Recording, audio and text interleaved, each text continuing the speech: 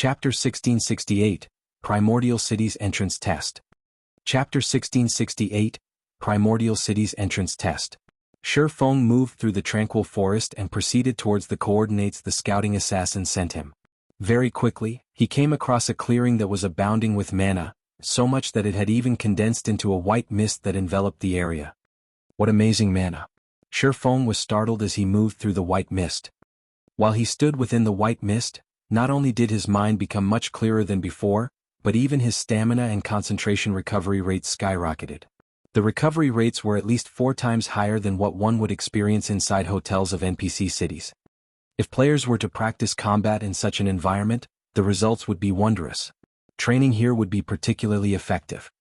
In his previous life, while part of the reason why players loved places with high mana density was the ease in exhibiting their combat standards there, a more important reason was the much greater efficiency in practicing and learning combat techniques. Although combat techniques did not consume mana, they did take a toll on the user's stamina and concentration. Meanwhile, unlike basic attributes, hidden attributes like stamina and concentration were not displayed using numerical values. Players could only rely on their own senses to determine how much stamina and concentration they had remaining. If players fought normally inside major NPC cities, their stamina and concentration consumption would be roughly equal to their regeneration rates. Hence, players could fight in arenas to their heart's content without worrying about becoming exhausted. However, it was a different story if players started incorporating combat techniques in battle. Combat techniques placed a significant burden on stamina and concentration. Executing a basic combat technique would cost roughly 4 to 5 times more stamina and concentration than executing a simple attack. Hence, if players continuously executed basic combat techniques, even when fighting or practicing inside a city, they would very quickly exhaust their stamina and concentration. Needless to say, the depletion rate for executing advanced combat techniques was even more severe. Hence, high mana density locations were extremely popular among experts of God's Domain during Shi Feng's previous life. In the current God's Domain, combat techniques had yet to be popularized.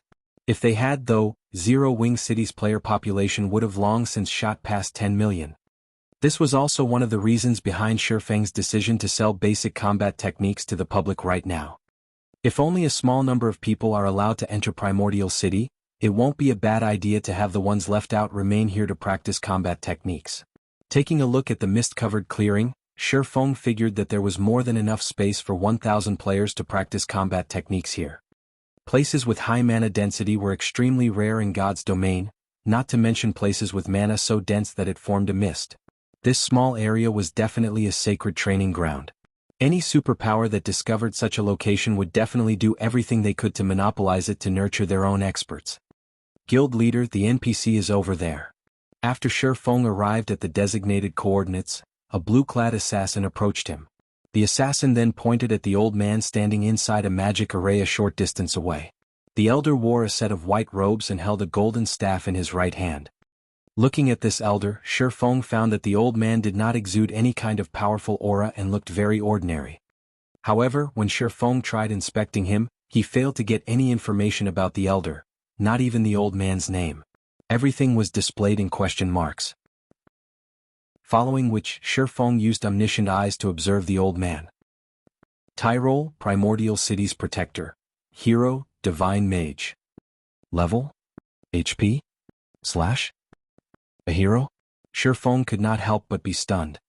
He had never imagined that he would actually meet a living, breathing hero. In God's Domain, heroes had long since vanished into legend. The hero standing before him right now was something entirely different from the heroes summoned using heroes chapters. More precisely, the heroes summoned using heroes chapters were heroic spirits, not true heroes. Even so, they were still incomparably powerful and more than capable of safeguarding an entire town or city by themselves. However, a true hero was on an entirely different level compared to a heroic spirit. Unlike heroic spirits, true heroes still retained the blessing they received from ancient gods. Therefore, their life rating was even higher than that of archaic species. Moreover, heroes possessed extraordinary combat standards. Hence, if one did not utilize any special techniques, even 100 Tier 5 players would not be enough to take down a living hero at their peak. A hero was an existence that was truly capable of turning the tide of battle with their strength alone. Although seeing a living hero excited Shi Feng greatly, when he noticed the hero's identity as Primordial City's protector, he quickly suppressed his excitement and approached the elder. The moment Shi Feng set foot into the magic array, Tyrol opened his eyes abruptly and disappeared from where he stood. In the next moment, he appeared before Shi Feng and quietly scrutinized the youth before him. When Shi Feng felt Tyrol's gaze on him, he felt as if his entire existence was under examination. However, he was not particularly surprised by this situation. Primordial City was a blessing of the ancient gods. Players belonging to forces deemed hostile by the ancient gods, such as the forces of darkness, should not even think of setting foot into Primordial City. If any of these players were discovered, they would be eliminated immediately. Young man, you've done well to reach this place. I am Tyrol, a protector of Primordial City, Tyrol said, revealing a faint smile and giving Shi Feng a nod of approval. If you wish to enter Primordial City, you have to pass the entrance test. Moreover, you have only 3 chances to challenge it. If you fail all 3, you can only try again during your next visit to the Primordial Divine Ruin. Lord Protector, may I know the contents of the test? Shi Feng asked respectfully. It's a simple test. All you need to do is defeat yourself, Tyrol replied, smiling. Of course, there are also differences in difficulty. The more difficult the test you challenge, the more contribution points you will obtain once you arrive in Primordial City. There are 5 different difficulties available: Normal, Hard, Hell, Azura, and God. Meanwhile, the contribution points you will gain from them are 1,000, 2,000, 3,000, 5,000, and 10,000 respectively. Each person has only 3 opportunities to challenge the test. You must cherish them. Upon hearing Tyrol's words, although Shi Feng kept his expression indifferent, inwardly, he was bursting with joy. Similar to the city on Thunder Island, if players wished to mingle in Primordial City, they needed contribution points. Without contribution points, they could enjoy only the basic benefits the city offered and should not even think of obtaining the truly good stuff available. Meanwhile, the reason why Shi Feng was excited was the large number of contribution points the entrance test awarded. In his previous life, when he visited Primordial City, he did not do so by passing the entrance test but by using a teleportation ticket, which he had obtained through killing monsters. He had received only 500 contribution points in doing so. However, with just 500 contribution points, one would be no different from a beggar inside Primordial City. Of course, one's contribution points would not remain the same forever. There were plenty of methods to earn contribution points. Completing quests was the simplest among them, though inefficient. Ordinary quests only granted around 2 to 5 points each, while high-ranking quests granted around 20 to 50 points each. However, high-ranking quests were extremely rare. Hence, collecting even 500 contribution points was very difficult. Yet, now, even the normal entrance test awarded 1,000 contribution points upon completion. The additional 500 points would save players plenty of time. Moreover, this was also good news to Zero Wings members. It meant that everyone would have an opportunity to enter Primordial City. Young adventurer, have you decided to enter Primordial City? Tyrol asked, smiling as he looked at Shi Feng. I am willing to accept the test. Shi Feng nodded. Very good. May I know which difficulty you wish to choose? Tyrol asked with a wave of his hand. Instantly, 5 crystal balls of different colors appeared before Shi Feng. Aside from having different colors, these crystal balls also exuded auras of various intensities. Even the crystal ball with the weakest aura made Shi Feng shudder involuntarily, whereas the one with the strongest aura made him feel deep despair. Chapter 1669, Shadow of Trial. What powerful auras! Shi Feng tensed as he gazed at the 5 crystal balls hovering before him. It was obvious that these crystal balls represented the strength of the opponent he would face. These crystal balls' auras also provided a hint to help players make the best decision. However, even the weakest crystal ball radiated considerable pressure. It was evident that entering Primordial City wouldn't be as easy as he had expected. Shi Feng wasn't the only player present who could sense the 5 crystal balls' auras. Aqua Rose and the others who had just arrived outside of the magic array could sense the intense energy from the crystal balls as well. Every crystal ball felt as if it contained some horrific creature. These crystals represent your opponent's strengths. You may choose the one that you think you can defeat, but please remember, you only have 3 chances, Tyrol reminded. 3 chances? After giving the matter some thought, Shi Feng proceeded to choose the second strongest crystal ball. Lord Tyrol, I choose this one. Based on the aura of the God rank test, he knew that he had no chance of completing it. In fact, he wasn't even particularly confident of passing the Azura rank test, but since he had 3 chances he might as well give it a try. If he could clear the Azura rank test, he could earn more contribution points before entering Primordial City, which would save him from having to pick up plenty of troublesome tasks. Azura rank? Tyrol could not help but shake his head as he looked at Shurfeng. What a courageous young man you are. However, since you've made your decision, let the test begin. Saying so, Tyrol gestured with his left hand. Suddenly, the Azura-ranked crystal ball shattered, and the shards transformed into 3 clouds of mist. These clouds gradually took on humanoid shapes, and a moment later 3 creatures identical to Shurfeng manifested inside the magic array. Meanwhile, aside from their names, Shadow of Trial, the system revealed no information about them. 3. The corners of Shurfeng's mouth twitched slightly. Although he could not see the Shadows of Trial's basic attributes, he clearly sensed that they were higher than his. Aqua Rose and the others who watched from outside of the magic array gasped when they saw the 3 Shadows of Trial. Each of the shadows felt like a great lord.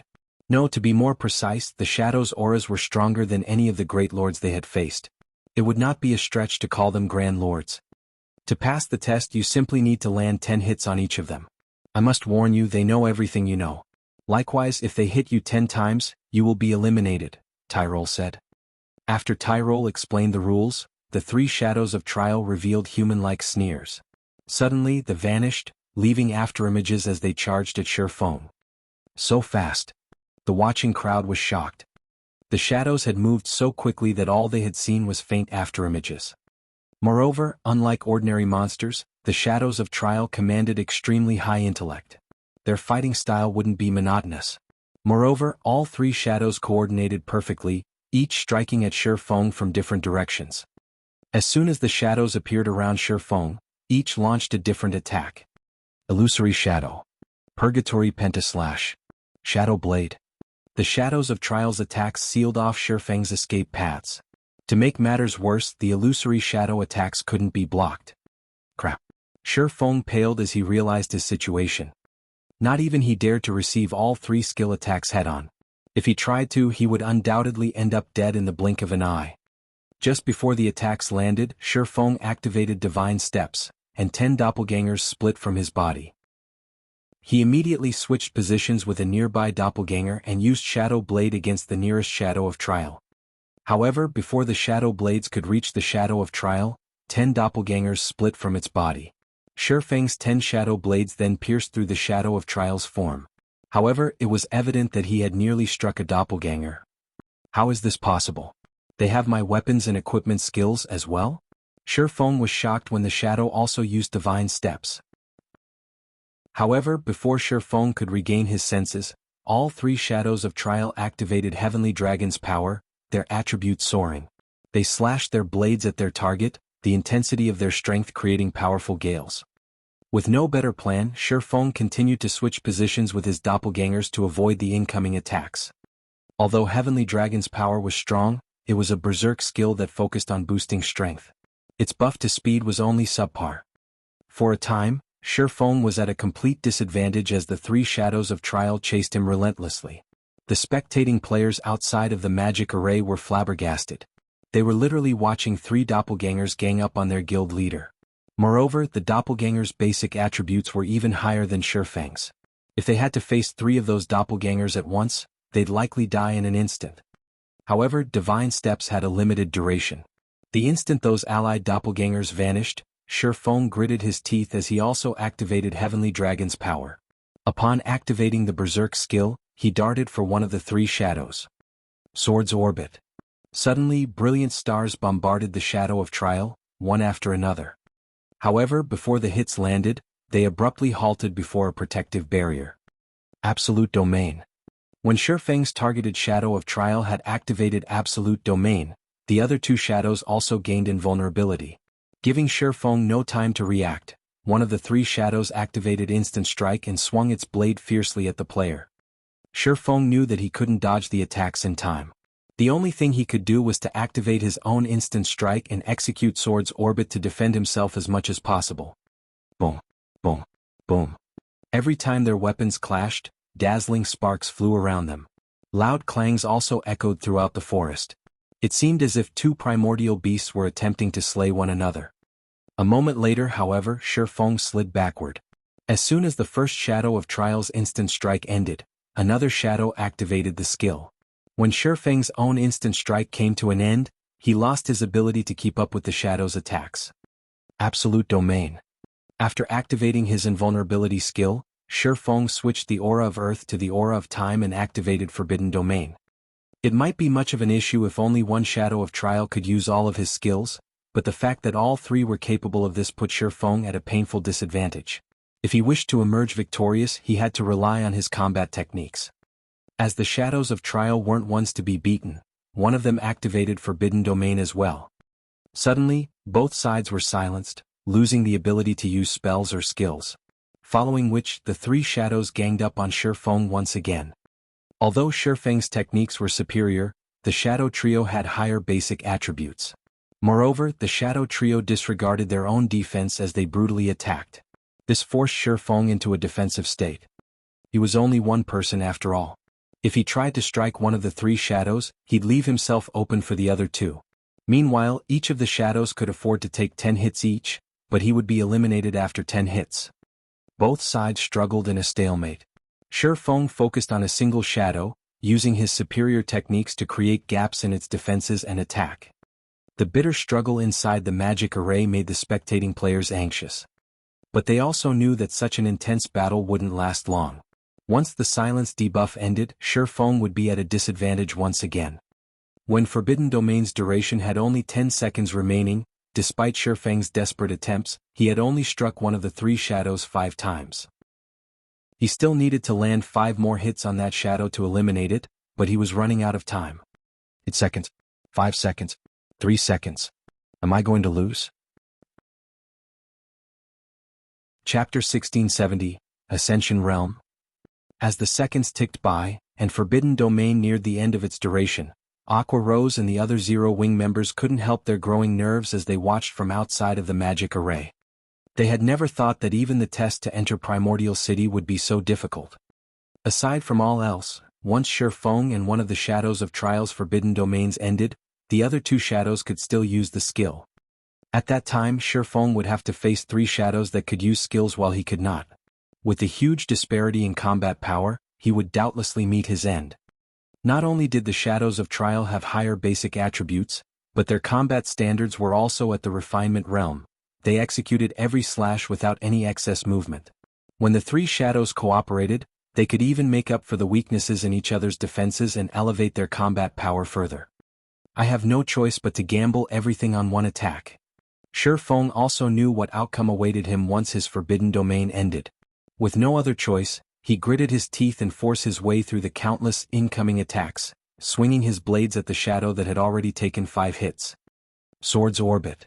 If he could eliminate one shadow before Forbidden Domain ran out, he'd still have a chance at victory, albeit a small one. If he didn't do so, he would die the moment his skill's duration ended. However, as if they had predicted Shi Feng's desperation, the 3 shadows smirked as they launched attacks, aiming for Shi Feng's blind spots. Despite noticing the incoming attacks, Shi Feng did not bother dodging.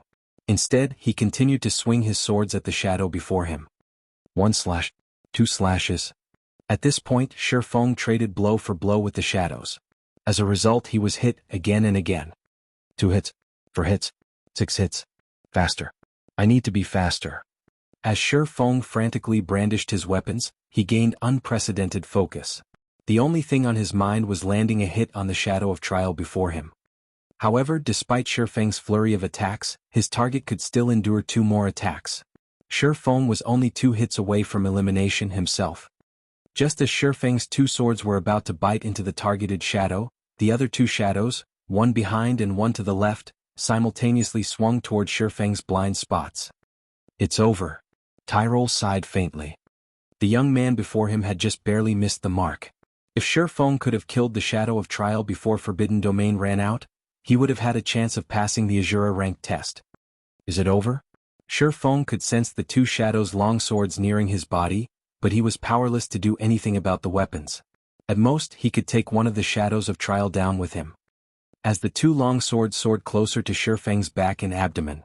Something about the situation felt incredibly familiar. Shifeng felt like this test was similar to the test Reinbeck, one of the Sea God's Temple's Vice Knight commanders, had given him. Before the breakthrough he had achieved during that trial, he hadn't been able to withstand Reinbeck's attacks no matter what he had done. He had only been able to watch as he had repeatedly been defeated. Reinbeck? Shifeng's eyes shone with realization when he recalled his battle with Reinbeck. Right. Combat method. My combat method. Suddenly Shifeng put strength into his legs and made a spinning jump. Utilizing the rotational momentum, he swung Killing Ray at the shadow attacking his abdomen, the sacred sword moving with remarkable speed. Dang. A crisp clang echoed throughout the forest. In that critical moment, Shifeng had used Killing Ray to block the attack from the side while he used Abyssal Blade to slice at the targeted shadow's shoulder. He then utilized the force generated from blocking the attack at his side to push himself over 8 yards away from the nearest shadow. When his feet touched the ground again, he used a hand to stabilize himself, only coming to a halt after 2 more spins. He survived. Aqua Rose and the other Zero-Wing experts stared with wide eyes, utterly shocked. Shifeng had actually executed an incredible maneuver at the last second, narrowly avoiding mutual destruction. Tyrol revealed an odd look as he watched Shifeng. How is that possible? He has already reached the Ascension realm and the realms of truth. Existences that could set foot in the realms of truth's truth realm were exceedingly rare, with only a few throughout the kingdom. Meanwhile, experts who had reached the Ascension realm were even rare in Primordial City. One could not simply reach the Ascension realm by understanding the realm's philosophy. They would also need to temper themselves and gain the experience of countless life-or-death battles to execute the proper physical response. During Tyrol's brief moment of surprise, the 3 shadows of trial resumed their assault on Shifeng. Like before, the 3 shadows surrounded Shifeng and attacked him from different angles. Although Shifeng had avoided certain death, he was still at a disadvantage. He had little more than a second before his forbidden domain ran out, and he had only blocked the attack aimed for his abdomen. The attack from behind had still found its mark. Now he could only afford to receive 1 more hit before he was eliminated from the test. Come, Shifeng said with a hint of excitement as he watched the 3 shadows. Suddenly, over 20 sword lights surrounded Shifeng, sealing off all escape paths. However, instead of using Sword's orbit to repel the attacks, Shifeng simply adjusted his footwork, turning as he executed 8 slashes, which wasn't much compared to his earlier efforts. Yet something surprising happened again. Despite reaching his maximum attack speed, these slashes continued to accelerate. The 3 shadows of trial interlocked with their target before passing by Shifeng. The swordsman blocked every one of the incoming attacks. Die. As the shadows passed, Shifeng swung Killing Ray, slicing the neck of the shadow that had already received 9 hits. The shadow then vanished, leaving 2 remaining in the magic array. What just happened? Aqua Rose, Fire Dance, Shadow Sword, and the other Tier 2 experts from Zero-Wing were stupefied. Not only had Shifeng blocked every incoming attack without using Sword's orbit, but he had also created a gap in the shadow's defenses and eliminated one of them. None of them could figure out how he had pulled it off. So, this is the realm above the truth realm that Reinbeck had mentioned? Shifeng felt incredible as he turned towards the remaining shadows of trial. Reinbeck had only informed Shifeng that he had just entered the truth realm. After undergoing Reinbeck's test, he had learned that one shouldn't just focus on adapting to the changing battle physically. One could also adjust their perspective of the battle. In other words, aside from using his environment to his advantage, he could use his opponent's attacks as well. Unlike the realms of refinement, which focused on sharpening one's senses, the realms of truth focused on improving one's utilization of their body and the environment. Only Shifeng had never realized that the realms of truth's principles could help increase his combat power by such a large margin, allowing him to overcome his enemy's attributes and overwhelm the 3 shadows of trial. However, Shifeng's forbidden domain had ended after he had killed the 1 shadow. Without hesitation, the 2 remaining shadows activated Blade Liberation before one activated Forbidden Domain. Twofold Berserk? Shifeng could not help but grin as he noticed the shadow's aura strengthen. Before the enemy's Forbidden Domain reached him, he activated Blade Liberation as well. Fortunately, his skill's cooldowns had reset when he had first entered the magic array. So, the Berserk skills he had exhausted during his battle with the 4th floor's Earth Dragon were ready for him. After activating Blade Liberation, Shifeng executed Void Steps and disappeared. Seeing this, one of the two shadows activated Skywheel Sword, while the other activated Lightning Edge, both of which were AoEs. However, neither of the shadow's attacks had forced Shifeng out of his concealment. For a time, the shadows attacked their surroundings randomly in confusion, yet even after dozens of seconds, Shifeng remained hidden. He only revealed himself after both shadows had used up their forbidden domains, and when he did, he already stood beside them. Illusory Shadow. Suddenly, 5 crisscrossed slashes bombarded one of the shadows. Although the targeted shadow responded quickly and tried to dodge, it still received 3 hits. Realizing the danger they were in, the two shadows decided to end the fight quickly, both activating Chilling Field. The domain skill covered a 50-yard radius and was capable of both offense and defense. The skill's movement speed reduction effect also prevented Shifeng from moving about freely. Seeing this, Shifeng responded in kind, activating his own Chilling Field. Suddenly, 27 icicles covered the battlefield, 9 belonging to Shifeng and 18 from the Shadows of Trial. Following which, the 27 icicles danced and clashed repeatedly and rapidly. Yet, despite outnumbering their target, the two shadows failed to land a single hit on Shifeng. In fact, Shifeng only needed 6 of his icicles to defend himself, attacking with the remaining 3. 2 hits, 3 hits, 5 hits. The two shadows rapidly accumulated hits and eventually Shifeng landed the 10th strike on both Shadows of Trial, killing them. Chapter 1671, City Rookie. He won. Our guild leader is amazing. As the Zero Wing team watched the Shadows of Trial and the magic array gradually fade, they couldn't believe their eyes. The battle that had just occurred had overwhelmed them mentally. If they had been distracted for a split second, they would have missed the instant Shifeng and the shadows had clashed. Both sides' basic attributes were ridiculously high, and they could clash multiple times in the instant it took to blink. The several dozen White Tiger Dojo disciples that had joined the team on the 5th floor were utterly dumbfounded.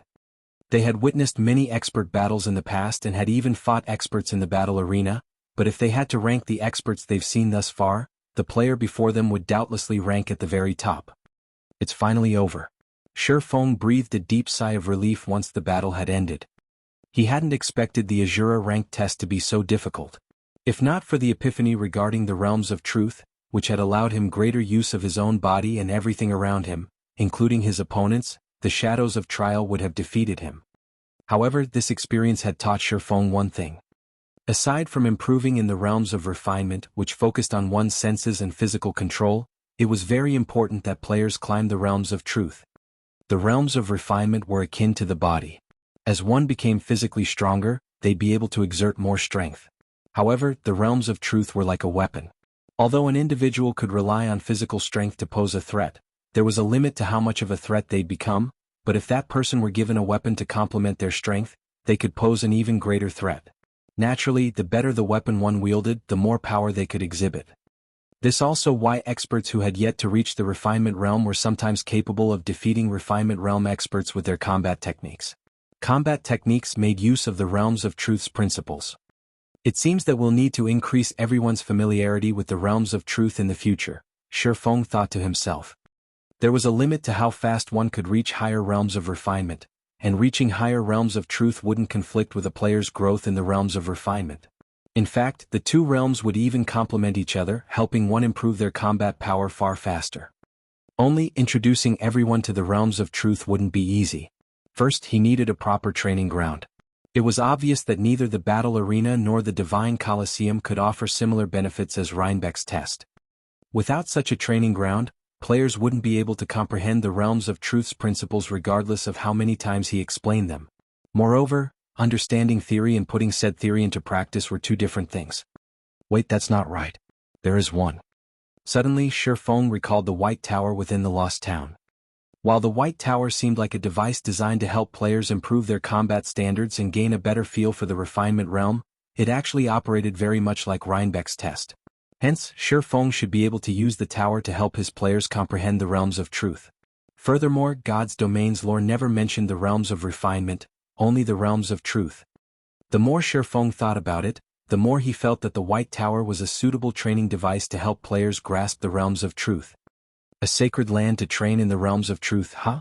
Shi Feng had begun to give up on the lost town, preparing to accept the system's penalty, but now his desire to secure the town had reignited. It's no wonder why the quest to obtain the lost town is so difficult. So this is why. Training one's grasp of the realms of refinement had long since become common in the virtual gaming world. The various super guilds already had complete training systems for just that, while super first-rate guilds had partial systems. However, not one of these guilds had a training system for the realms of truth. They most likely didn't even know how to train players' grasp of the realms of truth.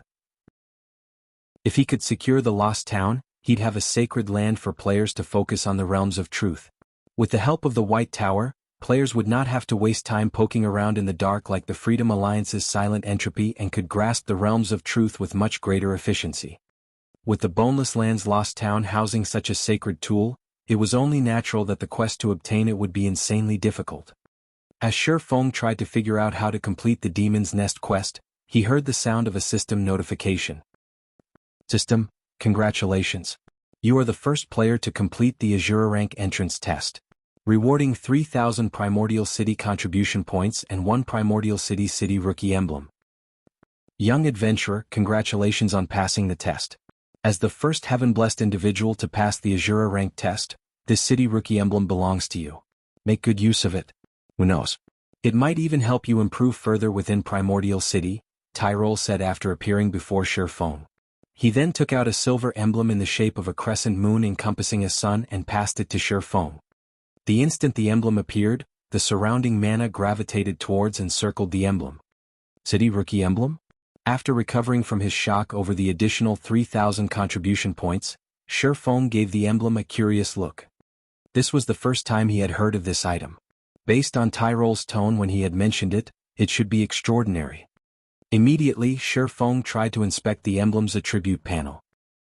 City rookie emblem, dark gold rank. Primordial City's emblem of honor. When worn, user will enjoy the authority of a bronze adventurer in Primordial City. In addition, user may teleport to Primordial City from any location. Cooldown, 2 natural days, 96 hours. User restriction, Yi Feng. Amazing. It's giving me the authority of a bronze adventurer right off the bat. No wonder why he told me to make good use of it. Shi Feng was ecstatic as he gazed at the city rookie emblem. At this point, the term Bronze Adventurer was still foreign to God's Domain's players. This was because the title was unique to Primordial City. Bronze Adventurers in Primordial City were the equivalent of nobles in NPC cities. Only, as the ancient gods had specifically created Primordial City for adventurers, noble ranks didn't exist within its walls. Rather, special ranks were granted to adventurers based on their contributions to the city. The available ranks included Common Adventurer, Bronze Adventurer, Silver Adventurer, and Gold Adventurer. Each subsequent rank enjoyed greater authority and treatment in Primordial City than the last. However, it was extremely difficult for players to rise through the ranks as they weren't based on Primordial City contribution points. Instead, they were determined by one's Primordial City honor points. One had to earn 1,000 honor points just to become a Bronze Adventurer. Moreover, players would be fortunate to receive 1 honor point even after completing a high-rank quest in the city. If players wanted to earn more than that per quest, they'd have to complete Primordial City's trial quests, which were exceedingly challenging. Unfortunately, failing to complete the trial resulted in an unusually severe death penalty. In the past, most players had opted for the safe and reliable method of completing high-rank quests to collect honor points rather than challenge Primordial City's trial quests. Because of this, very few players had become Bronze Adventurers, let alone Silver or Gold Adventurers. Even after 10 years in God's Domain, Shi Feng had never heard of someone becoming a Gold Adventurer. Meanwhile, not only would Bronze Adventurers enjoy a 10% discount on all expenditures that required Primordial City contribution points, but they'd also get to enjoy other benefits that Common Adventurers had no access to. One such example was the planar teleportation function, which allowed players to travel to the various higher planes. Not only were the higher planes monsters much stronger, but they also dropped far better loot. It was also possible to obtain unique resources. Only, teleporting to a higher plane was expensive, costing 1,000 contribution points per teleportation. If players died in these higher planes, they'd be teleported back to Primordial City instantly. Without sufficient strength and preparation, only a fool would grind in these higher planes. Right. They're still the higher planes. Shifeng's eyes suddenly sparkled. Other players might not know where to secure a large number of darkness stones, but he did. However, he hadn't had the means to reach these locations, but now he did. Shifeng immediately instructed his team to challenge the entrance test and told them what to do once they entered Primordial City. Meanwhile, he made his way with Tyrol's help to the city. When Shifeng arrived in Primordial City, every player within the Primordial Divine Ruin received a system notification about it. Chapter 1672, 7 Luminaries Temple. Many players were still fighting in the Primordial Divine Ruin, and the various superpowers on the 4th floor were preparing to raid the recently respawned Frostflame two-headed Earth Dragon. However, before they could begin, they heard the crisp voice of the system. Primordial Divine Ruin Region System Announcement. A player has successfully entered Primordial City. From now onward, after 500 players have entered Primordial City, the entrance test difficulty will increase by 30%. After 1,000 players have entered Primordial City, the difficulty will increase by 50%. Count resets once per day. The system announcement repeated 3 times, its message becoming ingrained in everyone's minds. How did Zero Wing get into Primordial City so quickly?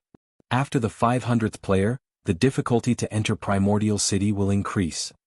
The upper echelons of the various superpowers stuck on the 4th floor revealed somber expressions upon listening to the system notification. Based on the system notification, they discovered that Primordial City did not have an entry limit. Players only needed to pass a test to enter the legendary city. However, as many as 800 Zero Wing members had proceeded to the Primordial Divine Ruins 5th floor. If the entrance test were not particularly difficult, then Zero Wing would claim the first 500 slots.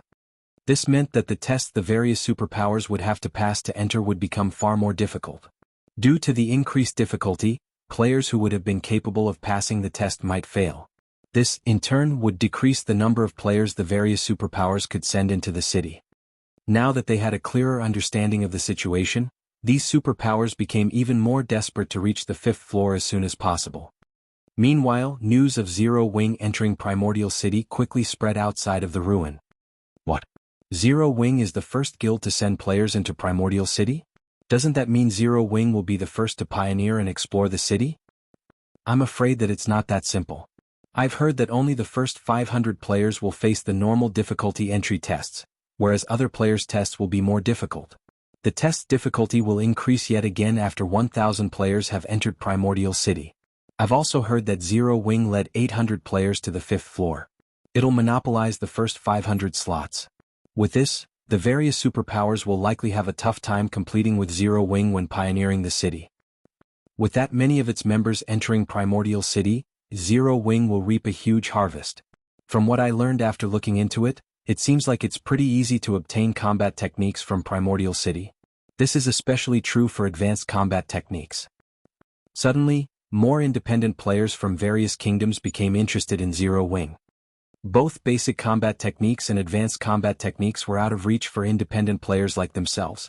The various large guilds treated these combat techniques like family heirlooms, and they had strict requirements for anyone who wanted to learn their combat techniques, such as becoming a core member and signing a restrictive contract with the guild. However, Zero Wing could procure a large number of combat techniques from Primordial City, and if that was the case, Zero Wing may have looser conditions for learning the techniques it collected. It might even make the combat techniques available to all of its members, rather than just the core members. With that hope in mind, many independent players, particularly experts, began to gather in White River City and Zero Wing City from other kingdoms. As players tried to learn more about the guild, Zero Wing posted an announcement on Starmoon Kingdom's official forums. This announcement instantly caused a commotion throughout the kingdom. How generous of Zero Wing! With this, even independent players like us can learn combat techniques. But isn't 1,000 magic crystals a little expensive? Even experts will have to work hard for a long time to collect enough, let alone weaker players. You think that's expensive? You should see what the other guilds with combat techniques are demanding. Take Heaven's Burial, for example. Although the guild has plenty of combat techniques, anyone who wishes to learn them has to sign a very strict contract.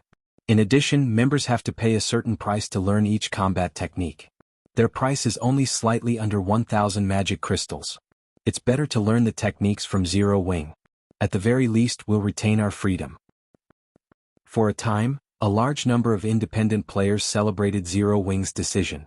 The news excited many adventurer teams as well. Independent players might struggle to collect 1,000 magic crystals, but it wasn't any trouble for an adventurer team with several hundred members. When the various large guilds discovered the announcement, however, they fumed with fury. This was especially true for the guilds that had acquired combat techniques of their own. They had planned to use their combat techniques to attract loyal experts and gain an advantage over their competitors, but Zero Wing's latest announcement had ruined that idea. Black flames means truly are amazing. Heaven's burial is likely doomed to fall now, Yuan Tiexin said. He could not help his rueful sigh as he read the report a subordinate had just sent. Uncle Yuan, what happened? Purple Jade asked curiously. Take a look for yourself, Yuan Tiexin said as he forwarded the report to Purple Jade. When Purple Jade read the report, her eyes widened in shock. She found it truly hard to believe that Zero Wing would actually be so generous as to offer its combat techniques to other players. By doing so, it would undoubtedly deal a massive blow to the various first-rate guilds that had acquired their own combat techniques. Naturally, Heaven's Burial was no exception. The guild's upper echelons would weep in rage once they heard about this. While everyone discussed Zero Wing, Shi Feng arrived in Primordial City's teleportation hall. The teleportation hall's main hall looked like a massive cave. The hall's ceiling was at least 100 meters from the ground. It also seemed like some kind of miniature sun was stuck in the ceiling, illuminating the hall. As Shi Feng looked around, he discovered numerous mana-operated elevators, which led towards various spatial junctions. NPCs could arrive and leave Primordial City through these spatial junctions at any moment. These NPCs weren't limited to the human race, including members from other races as well. The instant Shi Feng had arrived, both his mind and body had felt energized. The mana density here was no lower than that of Titan City. Players would definitely have an easier time practicing their combat or producing items here than elsewhere. Since Shi Feng had visited Primordial City many times in his previous life, he didn't bother to look around the teleportation hall like some curious tourist. Instead, he quickly left the hall and ventured to Primordial City's streets. Primordial City was a city of legend. The city had as many NPCs as the most populated NPC cities in God's domain. There were easily over 4 or 5 million NPCs within the city at all times, which was more than 10 times the number of NPCs in Starmoon Kingdom's capital. Moreover, unlike the NPCs in ordinary NPC cities, those in Primordial City were at least level 150. Tier 2 NPCs were insignificant here, usually serving as gate attendants. Tier 3 NPCs, which were rare in other NPC cities, strode down almost every street in Primordial City. One would even find Tier 4 NPCs window shopping. After leaving the teleportation hall, Shi Feng summoned his demonic flame tiger and made his way towards the heart of Primordial City. Although Primordial City's layout was complex, Shi Feng knew the city like the back of his hand. After traveling for around 20 minutes, he reached a towering temple. The temple before him was over 300 meters tall and occupied enough space to accommodate 100,000 people. It looked more like a mountain than a building. This temple was also the most important structure in Primordial City. The 7 Luminaries Temple. Chapter 1673, Primordial Scroll. Chapter 1673, Primordial Scroll. 2 mechanical puppets at the temple's entrance stopped Shi Feng before he could enter the building. This is the 7 Luminaries Temple. Unauthorized individuals are not allowed entry. The 2 mechanical puppets crossed their greatswords before the entrance, preventing Shi Feng from proceeding. If any other player saw these mechanical puppets, they would definitely be given a fright. Both mechanical puppets were level 200 mythic monsters. They weren't ordinary mechanical puppets either, but magically enhanced puppets. Not only did they possess extremely high intellect, but they also wielded domains. In other words, they were Tier 4 mythic monsters with domain skills. Even Tier 4 NPCs with domains would not be a match for these magically enhanced puppets. Furthermore, these magically enhanced puppets were only the 7 Luminaries Temple's gate attendants. There were much stronger guards within the temple itself. Based on Shi Feng's knowledge, not even Tier 6 God-ranked players would dare to act presumptuously in the 7 Luminaries Temple without losing their lives. Primordial City was one of the safest cities throughout God's domain. Neither monsters nor players dared to cause trouble here, and those who did were killed without question. Meanwhile, Shifeng wasn't surprised to find these magically enhanced puppets barring his path. The Seven Luminaries Temple was one of Primordial City's core buildings. It was also where players could exchange their contribution points for items. But only players who had become adventurers within the city were allowed inside. Everyone else would be stopped at the door. If players wanted to become adventurers here, they had to pick up an adventurer quest from Primordial City's Adventurers Association. After completing their adventurer quest, players would be granted a Primordial City Adventurer emblem. Players would only be considered a common adventurer in the city once they had this emblem, and it would allow them to enjoy some of the benefits the city offered. However, since Shifeng was in a hurry, he hadn't stopped by the Adventurers Association to pick up the adventurer's quest. In response to the crossed greatswords before him, Shifeng took out his city rookie emblem and showed it to the guards, asking, "Can I enter now?" The city rookie emblem granted him the status of a bronze adventurer in Primordial City. Although the status couldn't be upgraded, it was enough for now.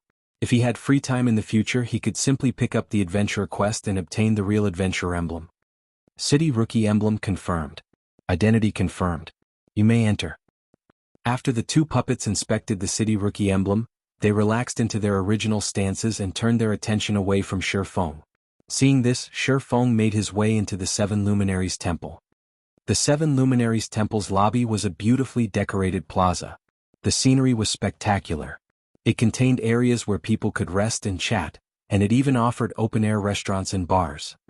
The food and beverages sold here were unique to Primordial City and couldn't be removed from the city. But the taste of these items was simply unforgettable. Even players who enjoyed delicious delicacies every day longed to dine here, but very few players could afford to do so. Every item in the Seven Luminaries Temple cost Primordial City contribution points. Neither coins nor magic crystals were accepted as currency. Meanwhile, a single meal here cost at least 100 CPs. Of course, players who consumed the meal would receive benefits that corresponded to the 100 CPs they paid, improving perception and focus. Unfortunately, the effects from a 100 CP meal would only last 2 hours. During that time, however, players could make use of the buff by renting a training room in the Seven Luminaries Temple to practice the combat techniques they had recently purchased. Likewise, the training rooms cost CPs to rent, with the basic training rooms costing 10 CPs per hour, intermediate training rooms costing 30 CPs per hour, and advanced training rooms costing 100 CPs per hour. To most players, though, this cost was astronomical. The system only granted free CPs on players' first visit to Primordial City, rewarding nothing for subsequent entries. Hence, it was very important that players carefully decide how to enter the Primordial City for their first visit. Aside from the first entry bonus, players could only obtain more contribution points by completing quests and through achievements in Primordial City. Shifeng didn't bother to look around after entering the Seven Luminaries Temple as he made his way for the exchange counter. "Sir, may I know what item you wish to purchase?" an elven beauty behind the counter asked with a smile. Although the female elf looked like a simple administrator for the exchange department, if one paid close attention, they'd discover that she was actually a level 150 Tier 3 Great Mage. Moreover, as a member of the elven race, her innate affinity with mana was incredibly high, making her slightly stronger than ordinary Tier 3 Great Mages of the same level. Inside a minor NPC city, this female elf could easily serve as the city's magistrate. If this elven woman decided to attack Shifeng now, he'd die instantly unless he activated an invulnerability skill in time. "I wish to purchase primordial souls," Shifeng said. "Primordial souls are extremely rare, so each will cost you 200 contribution points. We also have a daily exchange limit on primordial souls.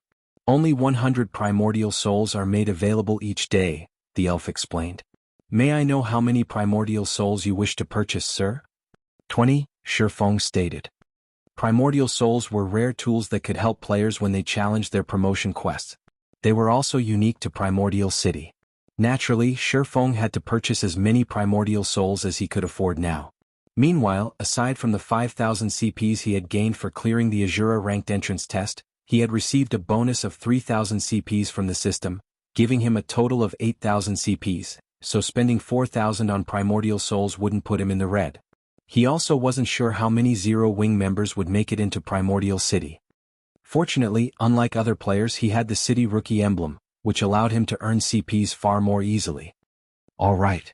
The elf administrator then retrieved 20 bottles from the spatial storage unit behind her and said, "Sir, as a city rookie, you enjoy a 10% discount on all purchases. Your total bill comes to 3,600 contribution points. Do you wish to purchase anything else?" After giving the matter some thought, Shifeng gritted his teeth and said, "I want to purchase 12 primordial scrolls and 1 teleportation stone to the darkness plane." Initially he had planned to purchase advanced combat techniques after reaching Primordial City, but obtaining the Boneless Land's Lost Town was far more important right now. The darkness plane was one of the higher planes in God's domain, and the power of darkness on that plane was incredibly dense. Naturally, the monsters living in the darkness plane contained frightening amounts of power of darkness within them. When killed, they had a high chance of dropping a darkness stone fragment. Alchemists could use 100 of these fragments to synthesize a complete darkness stone, but their success rate was an excruciatingly low 30%. However, this was, by far, the best method to obtain darkness stones. On the other hand, if he tried to hunt darkness-type mythic monsters, the chance of obtaining a complete darkness stone was around 10%. When players in the past had to acquire darkness stones, they usually decided to do so in the darkness plane. However, as a higher plane, the darkness plane was extremely dangerous. With Shifeng's current strength, grinding there would be purely suicidal. He only dared to do so because he had the Bible of Darkness. If he wanted to increase his survival chances in the darkness plane, the primordial scrolls were necessary. The primordial scroll was a super rare scroll that could only be used in higher planes. Players could use the scroll to summon heroic spirits to aid them in battle, and it was akin to a Tier 3 summoning scroll. However, heroic spirits summoned this way operated differently from ordinary summoned creatures. A summoned heroic spirit's strength wasn't in direct combat. Rather, they tended to focus on support. They possessed plenty of support skills and spells that could significantly strengthen players' combat power. Like the primordial souls, there was a daily exchange limit for the primordial scrolls. Each primordial scroll costs 300 contribution points. Only bronze adventurers and above can purchase the darkness plane teleportation stone for 1,000 contribution points. Including the city rookie discount, that puts your new total at 7,740 contribution points, the elf administrator reported, smiling as she took out the item Shifeng had requested. Shifeng then paid his bill, instantly becoming a poor bastard. But he didn't mind the huge expenditure. Compared to the value of the lost town, spending this many contribution points was nothing. He then mailed the primordial souls to Aqua Rose while he teleported to the darkness plane. Chapter 1674, Darkness Plane. Chapter 1674, Darkness Plane. After Shifeng activated the teleportation stone, he abruptly blacked out. When he opened his eyes again, he found himself in an entirely different world. The sky was dusky in this world ruled by darkness and death. Shifeng felt as if he had just arrived in a small, dimly lit house, barely able to see 20 yards away. All he could see was a barren wasteland. This place didn't seem survivable for any creature. System, you have discovered the darkness world. System, since you do not belong to this world, you find this world's power oppressive. All senses weakened by 50%, basic attributes decreased by 30%, and gained EXP decreased by 95%. System, while in the darkness world you cannot make contact with the outside world. Once you die, your soul will be directly expelled from the darkness world. 3 system notifications suddenly reached Shifeng's ears, one after another. Even Tier 2 players are suppressed so intensively? Shifeng frowned when he heard the system notifications. He wasn't particularly surprised that he had been suppressed. However, what he didn't expect was the degree of suppression. Not only were higher planes much larger than other worlds, but the discrimination within them was also more severe. His appearance in the darkness world was akin to trespassing. Meanwhile, the stronger the creature entering a foreign world was, the greater the suppression would be. He had also visited higher planes in the past. Only he had already been a Tier 3 player, so his basic attributes had only been suppressed by 40%. Even though he had been fully geared in epic equipment, his basic attributes had only rivaled a great lord of the same level. His physique had also been considerably weaker. He had even had trouble against the various higher planes great lords of the same level. He hadn't expected the suppression on Tier 2 existences to be so severe. Tier 2 existences stood at the very bottom of the power hierarchy in higher planes. Even at the same level and tier, the higher planes monsters were much stronger than monsters on the God's Domain continent. This was because their life ratings were much higher than ordinary monsters, as were their combat standards. On the continent of God's Domain, dragons were creatures of legend, but in the higher planes, monsters with life ratings to rival dragons were everywhere. Hence, before reaching a certain strength, players had an exceedingly low survival chance in a higher plane. Even though it was common knowledge that higher planes offered plenty of high rank and precious resources that were rare or non-existent on God's Domain's continent, the various superpowers in Shifeng's previous life hadn't casually explored these higher planes. Aside from the world's oppression and its monster strength, the environment was the greatest difference between the higher planes and the continent of God's Domain. Take the darkness plane for example. Upon arriving in this world, Shifeng had felt his body become considerably heavier than before. It felt as if the area's gravitational force had increased by 3 or 4 times. Moreover, the environment's power of darkness continuously corroded his body.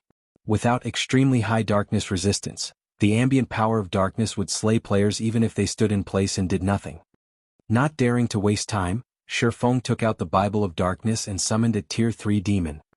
In response, a demon in crimson scale armor, wielding a great sword, appeared before its summoner. Blood Demon, demonic creature, Tier 3 demon. Level 80. HP 34, 000, 000/34, 000. Demons were considered dark creatures in God's Domain, so in the darkness world they wouldn't be oppressed. Moreover, thanks to the Bible of Darkness's demon ruler skill, the blood demon had grown stronger. This was why Shifeng had boldly visited the darkness plane. Every monster in the darkness world was likely stronger than Shifeng, and he could only see up to 20 yards away. With such a disadvantage, monsters would likely discover him before he would sense them. On the other hand, if he took control of the demon, he could observe his surroundings through the demon's eyes. After giving it a try, he noticed the massive improvement to his range of vision.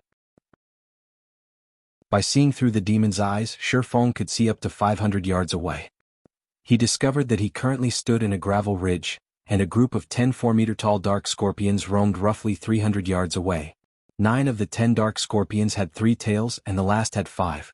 Moreover, the 5-tailed scorpion radiated a light purple glow. Dark Scorpion, Dark Creature Lord. Level 65. HP 18 000 000/18 000. Mutated Dark Scorpion, Dark Creature, Great Lord. Level 68. HP 43 000 000/43 000.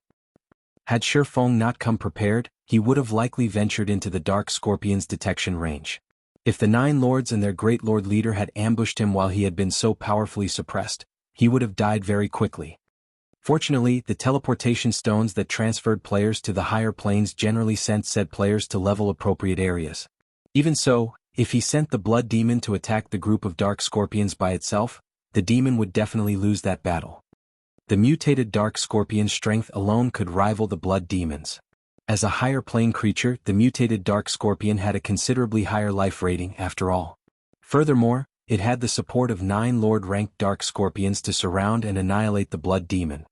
However, Shifeng had no intentions of circling past the group. He then took out a Primordial Scroll and activated it. As the Primordial Scroll activated, a 4-meter-tall elderly man appeared before him. The old man was semi-transparent and wielded a cane. Not bad. I actually got a great druid. Shifeng was quite satisfied when he saw the old man. Primordial Heroic Spirit, Hero, Great Druid. Level 75. HP 15, 000 000/15 000. Although the Primordial Soul summoned a random heroic spirit, all summoned heroic spirits were Tier 3. Unlike ordinary NPCs, heroic spirits wouldn't be oppressed in foreign worlds. In addition, they commanded plenty of Tier 3 spells and skills. They were the perfect support for players when grinding in higher planes. Any team that intended to grind in a higher plane would always purchase Primordial Scrolls before doing so. After summoning the heroic spirit, Shifeng had the Great Druid cast a series of Tier 3 support spells. Tier 3 Spell Forest Protection increases the defense and basic attributes of all allies by 20% for 30 minutes. Does not stack with other attribute increasing spells. Tier 3 spell Nature's Blessing. All resistances plus 80, 15% damage reduction, and a 15% increase to stamina for 30 minutes. Tier 3 spell Thorny Vines. Protect a specified target with magical vines for 10 minutes. Anyone who attacks said target will receive damage from the magical vines. When the 3 support spells affected the Blood Demon's attributes rose by a large margin. Following which, Shifeng controlled the Blood Demon and charged towards the Dark Scorpion group. When the Blood Demon was less than 200 yards away from the Dark Scorpions, it caught the monster's attention. Responding, the Dark Scorpions lashed their tails and hissed threateningly. Not waiting for the Dark Scorpions to attack, Shifeng used the Tier 3 spell, Blood Sanction. Immediately, 50+ blades of blood flew at the 10 Dark Scorpions with lightning speed.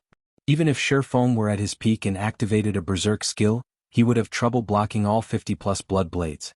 He would have to dodge or activate a life-saving skill to avoid taking a hit. As the blood blades were about to reach the Dark Scorpions, the latter's tails blurred. Bang, bang, bang. A series of dazzling sparks lit up the gloomy environment. The 9 Lord-ranked Dark Scorpions had successfully struck down over 80% of the blood blades, while the weapons that had found their mark had only dealt a little over -30,000 damage. The mutated Dark Scorpion, however, struck down all 9 incoming blades, emerging from the exchange unharmed. What high magic resistance! The outcome surprised Shifeng a little. A Tier 3 demon's Tier 3 spell carried immense power. Just one of those blood blades could rival a Great Lord's attack of the same level, yet they had only dealt a little over -30,000 damage after landing a direct hit. To the Dark Scorpions, who had 18 million HP each, the damage wasn't significant. During the brief moment Shifeng had been surprised, the mutated Dark Scorpion screeched as its tails began to glow dark green as they lashed out at the Blood Demon. The tails had moved so quickly that Shifeng hadn't been able to react in time. He had only managed to tilt the Blood Demon's body, evading 3 of the 5 attacks. When the mutated Dark Scorpion's 2 remaining tails struck the Blood Demon, its stingers slid through the demon's armor like a knife through paper, each dealing over -400,000 damage. Chapter 1675, Mutated Darkness Energy Crystal. After getting struck by the mutated Dark Scorpion's glowing stingers, the Blood Demon immediately gained a debuff. -22,347. When the debuff took effect, Shifeng suddenly found it much more difficult to control the Blood Demon, the demon's movements becoming sluggish. What a powerful poison. Shifeng was slightly surprised when he checked the debuff. Paralyzing Venom.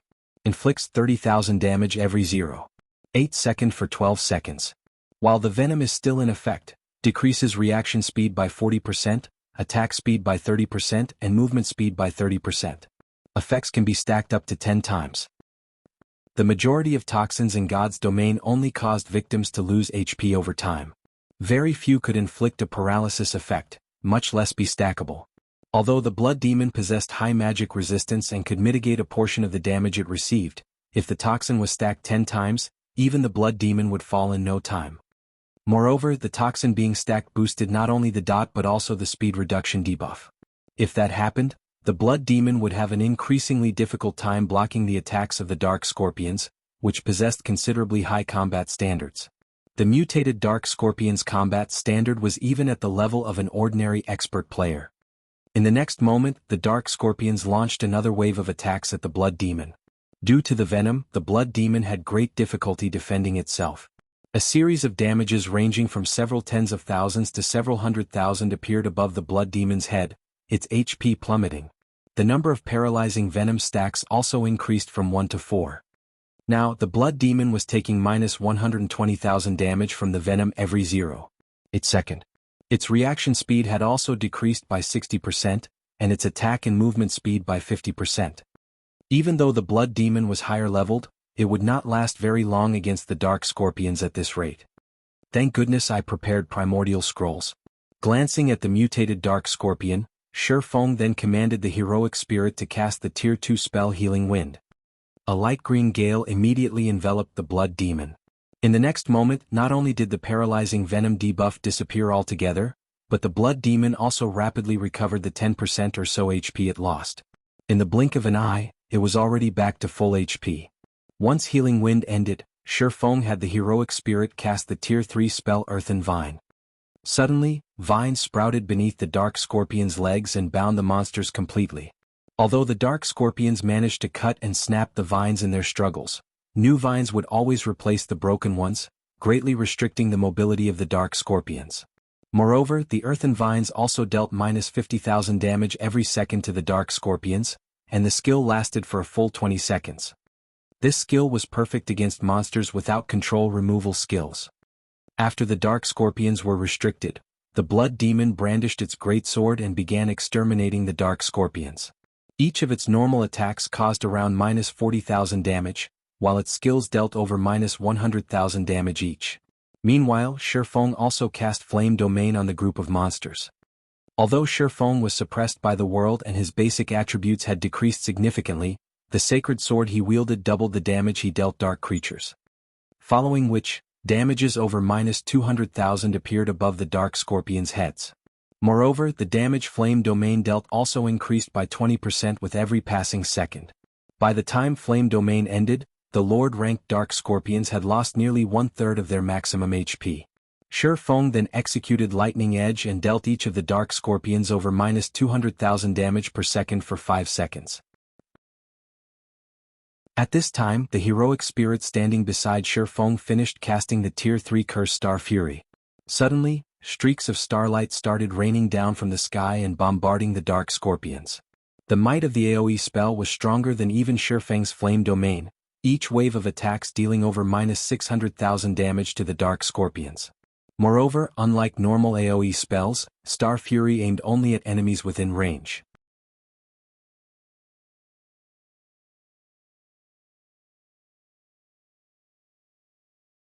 If players could equip level 60 Secret Silver set equipment at level 50, just the basic attributes they could gain from the set alone would surpass that of level 50 Dark Gold set equipment. Not to mention the Dark Devourer set's other set effects were also plenty amazing. The set's 2-piece set effect reduced the damage sustained from Tier 2 spells by 40% and spells below Tier 2 by 70%. Meanwhile, the 6-piece set effect raised the wearer's strength and endurance by up to 30% when attacked. If he could allow the guild's MTs and Berserkers to equip the Dark Devourer set, they would be practically invincible among those of the same level. Aside from the 3 pieces of equipment, the mutated Dark Scorpion also dropped 2 Darkness Stone fragments. As for the remaining 3 items, 2 of them were paralyzing venom potions, which could be applied to weapons, allowing one's attacks to inflict a weakened version of the paralyzing venom debuff on targets.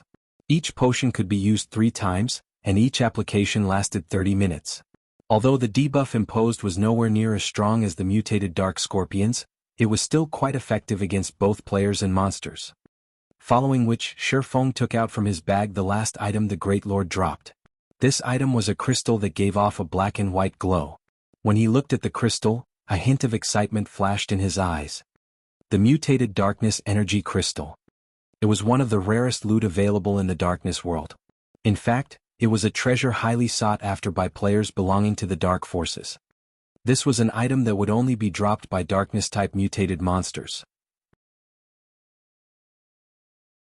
Chapter 1676, Clash Change to Yin Yang Saint. Chapter 1676, Clash Change to Yin Yang Saint. Looking at the mutated Darkness Energy Crystal in his hand, Feng immediately took out a Summon Guard scroll and activated it. The mutated Darkness Energy Crystal contained a special kind of power of darkness, allowing one to gain better control over the power of darkness. For players belonging to the Dark Forces, absorbing the mutated Dark Energy Crystal would improve their physique and life rating. At the same time, the power of darkness they could use would increase. One could say that the mutated Darkness Energy Crystal was similar to a bloodline but with far inferior effects compared to an actual bloodline. Even so, it was still extremely precious. Feng never thought he could obtain a mutated Darkness Energy Crystal just by killing one mutated Dark Scorpion. Dark players would definitely go crazy with envy if they learned of this matter. In the past, countless Dark players had visited the Darkness world to obtain mutated Darkness Energy Crystals.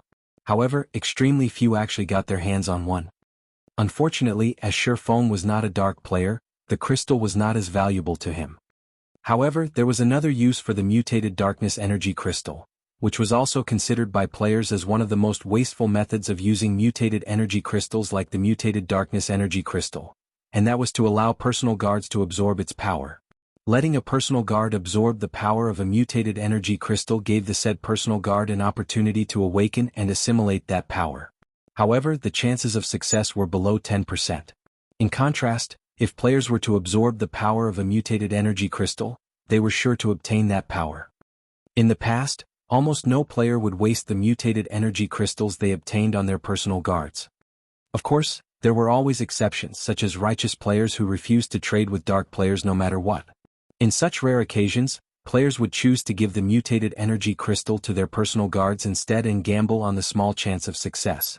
Meanwhile, one of these exceptions had won their gamble, allowing their fine gold personal guard to obtain the power of fire. The result of this successful assimilation was a massive rise in combat power for the said personal guard. Afterward, the fine gold personal guard had even managed to get promoted to Tier 5. Normally, only dark gold guards had a chance to reach Tier 5 in God's domain. Meanwhile, after getting promoted to Tier 5, the evolved Fine Gold Guard's combat power was even close to rivaling that of Tier 5 Dark Gold Guards. Back then, this incident had caused a huge commotion throughout the entire God's domain. Spending a mutated energy crystal to obtain a Tier 5 personal guard was a very profitable trade. After all, most players that absorbed a mutated energy crystal couldn't even reach Tier 5. Moreover, a Tier 5 personal guard was much stronger than a Tier 5 player. The only downside was the difficulty of resurrecting personal guards that were killed. Due to this incident, the various superpowers had also reconsidered their opinions on spending mutated energy crystals on personal guards. Meanwhile, since the mutated darkness energy crystal was utterly useless to Shi Feng, he might as well gamble it on one of his personal guards. After Shi Feng completed the incantation for the Summon Guard scroll, a summoning magic array manifested before him. A moment later, the lithe figure of a woman appeared in it. This woman was none other than Anna, whom he had not seen for quite some time now. At this point, Anna had already reached level 80. Her leveling speed was simply astonishing. Shi Feng could not help but acknowledge the questing efficiency of an epic personal guard. Her strength had improved considerably as well. Right now, even the level 80 Tier 3 Blood Demon was most likely no match for her. However, as this place was the darkness world, as soon as Anna appeared, a powerful force started suppressing her, causing her basic attributes to plummet. When her basic attributes settled, her overall combat power was no longer a match for the Tier 3 Blood Demon.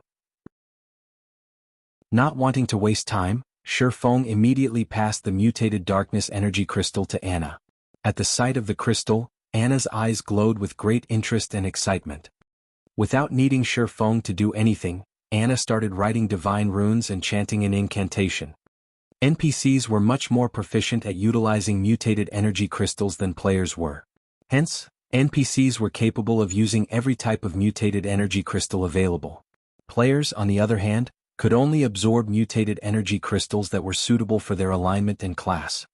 Suddenly, a gigantic golden magic array appeared beneath Anna's feet. One-fold, two-fold, three-fold. The appearance of the magic array lit up the surrounding darkness brightly. After Anna was done casting the threefold magic array, she placed the mutated darkness energy crystal at its center. Suddenly, the surrounding power of darkness started surging towards the magic array, the massive flow of energy prompting Shi Feng to step back in fright. As the magic array collected more power of darkness, the aura it exuded also steadily strengthened. At some point, the aura grew so overwhelming that Shi Feng started to feel stifled. Even the monsters over 500 yards away unconsciously distanced themselves from the magic array. After the process continued for 5 long seconds, the magic array's horrific aura began dissipating. The gathered power of darkness then started flowing into Anna's body under the magic array's guidance. In the next moment, pitch-black runes appeared on Anna's body. As the number of runes increased, the feeling Anna gave off underwent a heaven-defying change. If in the past, Anna was an angel that represented the light, then now she was a fallen angel that represented darkness. After runes covered Anna's entire body, she started giving off an unprecedented pressure. At this moment, Shi Feng felt as if he was standing before Serena, the fallen angel guarding the world summit, again. If Anna willed it, she could easily kill Tier 3 and Tier 4 existences with a wave of her hand right now. However, the horrific pressure lasted for only 1 second, then vanished without a trace. At the same time, the threefold magic array Anna stood on also started disappearing into the void. As for Anna herself, she had reverted to her original state. The only differences now were a dark purple mark at the center of her forehead and a hint of coldness in her aura. Did you succeed? Shifeng could not help but ask curiously as he eyed Anna, who looked as she normally did. In the past, he had heard that a huge commotion would arise whenever personal guards used mutated energy crystals. However, those commotions were far from being as massive as the one that just occurred. In fact, even the casting of a Tier 5 spell wouldn't cause such a massive disturbance. Lord Count, it should be a success? Anna said as she looked at herself, uncertainty in her tone. Shifeng could not help but fall speechless at Anna's reply. Immediately he called out Anna's attribute panel. Anna, Yifeng's personal guard. Class, Tier 2 Peak Class Yin-Yang Saint. Level 80. Loyalty, 97. Growth Potential, 113. Shifeng was at a loss for words as he looked at the updated values in Anna's attribute panel. He had never imagined that Anna would not only gain control over the power of darkness but also class change into a Yin-Yang Saint, a peak class. Moreover, her growth potential had even risen from 105 to 113 points. Anna had actually improved that much just by using one mutated darkness energy crystal. This was definitely a massive jackpot. After all, every point increased in growth potential would allow a personal guard to gain considerably more attribute points with each level up. Now that Anna had 8 more points in growth potential, she would no doubt become an even more terrifying existence in the future. Not to mention, Anna had even class changed into a Yin-Yang Saint. In God's domain, class legacies held much greater importance to NPCs than to players. In a situation where both sides were of the same level and tier, an NPC with a basic class had almost no chance of defeating an NPC with an advanced class, and likewise an NPC with an advanced class had no chance of defeating an NPC with a peak class. After Shifeng was done looking at the summary of Anna's attribute panel, he could not help but click to inspect her specific attributes. Is she a monster? Shifeng involuntarily gaped in shock when he saw Anna's basic attributes. Chapter 1677, Anna's Power. Chapter 1677, Anna's Power. Shifeng was dazed for a long moment after seeing Anna's basic attributes. If other players saw Anna's statistics, they'd be surprised by how high the values were at most, but Shifeng knew the implication these attributes had. A normal level 80 Tier 2 magical class NPC would only have around 3,600 intelligence, which was already far more than what magical class players would have at level 80 Tier 2. Even if a level 80 player were fully geared in epic equipment, they wouldn't have such a high attribute since every personal guard used epic weapons and equipment. Even the strongest magical class personal guard Shifeng had heard of in the past had only commanded 4,200 intelligence after reaching level 80 Tier 2. Although there was only a 600-point difference, the difference in magic damage and maximum mana would be massive. In God's domain, the power of a spell heavily depended on the caster's intelligence. For example, if a Tier 1 player and a Tier 6 player cast the same Tier 1 spell, the power difference would be like heaven and earth. The outcome was due to the difference in their attributes. Meanwhile, high-tiered spells and skills only allowed one to display more of their raw power. Previously, Anna's intelligence had only risen to 4,346, and she had barely been able to contend with ordinary great lords of the same level in terms of raw magic damage. However, if she used the powerful skills in her arsenal, she could have easily overwhelmed a great lord of the same level. Now, Anna's intelligence had risen to 5,031 points. With such high intelligence, she could overwhelm great lords with ordinary Tier 2 spells. Now, I won't have to worry about needing sufficient help in the darkness world. Looking at Anna, Shifeng could tell that she could easily stomp out great lords of the same level. Aside from the improvements they granted players and NPCs, mutated darkness energy crystals would force the darkness world to recognize their users. With this recognition, the world would no longer consider them an intruder and suppress them. This was why dark players desired mutated darkness energy crystals. Although dark players were members of the dark forces and contained a small amount of power of darkness within, the darkness world still considered them trespassers.